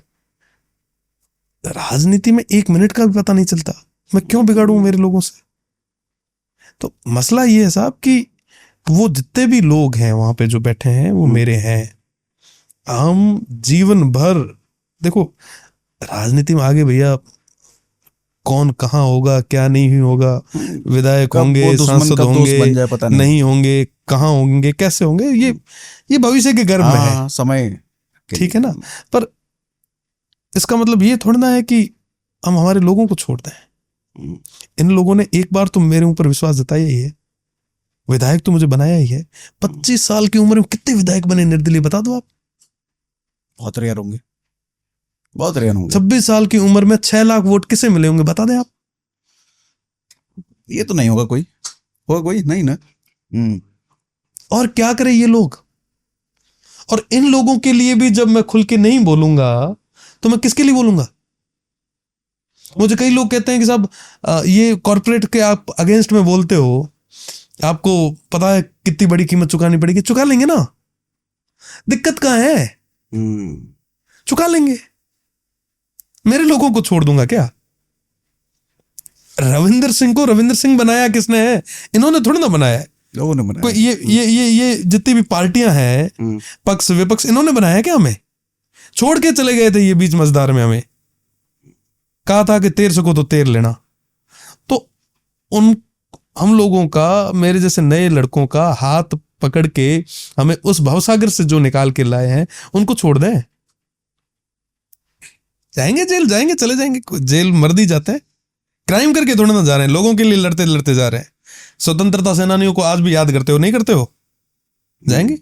मैं तो मेरे लोगों के लिए जाऊंगा, हिम्मत है तो करके देख लेना। और आज अगर हम लोग नहीं बोले तो आने वाली पीढ़ी हमारे ऊपर सवाल करेगी कि भैया उस समय आप कहां थे, क्या जवाब देंगे हम लोग। ये सारे ही लोग जिनकी आज जमीन एक्वायर हो रही है, जिनकी आज जमीन लीज पे ली जा रही है, जिनके साथ में गलत हो रहा है, हो सकता है कि उनकी आवाज जयपुर दिल्ली तक ना जा पाए, पर हमारी आवाज अगर जा रही है और फिर भी अगर हम ना बोले तो ये कहीं ना कहीं हम राजधर्म हम भी तो नहीं निभाएंगे। अब लास्ट 5 मिनट्स आप फटाफट जल्दी जवाब देना है। फटाफट देंगे। जोधपुर या बाड़मेर? बड़ा भारी सवाल है। शुरुआत मेरी जोधपुर की है, अभी बाड़मेर हूं, दोनों मेरे दिल में। आप धरने पे बहुत बैठते हो इसलिए सवाल पूछ रहा हूँ, भाषण देना ज्यादा अच्छा लगता है धरने पे? लोगों के लिए काम करना। एक शब्द में 3 दिसंबर 2023 का दिन बताओ। अद्भुत। मंच पर चढ़ने से ठीक पहले दिमाग में क्या चलता है? ईश्वर मुझे ताकत देना। सबसे ज्यादा किसकी डांट खाई है, पिताजी की या फिर जनता की? पिताजी की। मोबाइल की स्क्रीन पर सबसे ज्यादा खुलने वाला एप्स कौन सा है? Phone call. Phone call? पूरे दिन ऐसे ही रहता है। सोशल मीडिया पर कौन सा सबसे ज्यादा ऐप खुलता है पूरे दिन में? इंस्टा। इंस्टा पर 3 ऐसे लोग जिनके कंटेंट आप देखते हो। सागर सिन्हा, सागर सिन्हा और सागर सिन्हा। अरे भैया आपकी कोई एक वायरल क्लिप जो आप खुद दोबारा देखना चाहोगे? गिनती रह 11 दिन, एडी चोटी रुजोर लगा, हाँ दिखाना ही है ना, मैं कोई पार्टी और पदरा गुलाम को नहीं, छाती ठोकर जीते पता। ये 2019 में 15 अगस्त 2019 को लगभग 2:30 बजे और 3 बजे के बीच में एक हॉस्टल की सीढ़ी पे खड़े होके सामने खड़े तमाम यूथ को मैंने एक स्पीच दिया था। मन में ना झाड़ उठती थी, वो झाड़ थी, और लोगों ने इतना आशीर्वाद दिया कि 57 साल के इतिहास में पहली बार एक निर्दलीय अध्यक्ष जो है वहां से जीत गए। क्या बात है। ठीक है, भजन लाल शर्मा और अशोक गहलोत, किसका फोन उठाना ज्यादा अच्छा लगता है? मुख्यमंत्रियों का फोन कौन नहीं उठाता, सबके उठाएंगे, स्वागत है। रेगिस्तान की रात या जयपुर की सुबह? रेगिस्तान की रात। राजनीति में सबसे ज्यादा भरोसा किस पर करते हैं? एक नाम बिना सोचे बताओ। जनता पे। नाम कोई? जनता पे। छूटा सांड, आज इस शब्द को सुनकर सबसे पहले क्या आता है जहन में? चलो मजबूती तो है।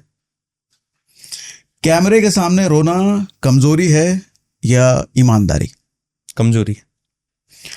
अगर विधायक नहीं होते तो क्या होते? वकील। एक चीज जो आप अपने किसी विरोधी से सीखते हो? हमेशा मुस्कुराते रहना। कौन से विरोधी से? विरोधी है ही नहीं, जनता से ही सीखता हूँ। 2029 में रविंद्र सिंह भाटी कहाँ होंगे? विधानसभा, लोकसभा या फिर किसी जनता धरने के पर? दिल में। नहीं, कोई एक सीट अगर इनमें से पूछिए, कोई जगह जो जनता पूछिए तय तो- करेगी। कमाल है। रविंद्र सिंह भाटी को खाने में सबसे ज्यादा क्या पसंद है? दाल बाटी चूरमा। जब बाहर निकलते हैं राजस्थान से तो क्या खाते हैं? जो भी तैयार हुए। रविंद्र सिंह भाटी की फेवरेट कार? फॉर्च्यूनर। कमाल है। That's all. मस्त। डन दादा। डन।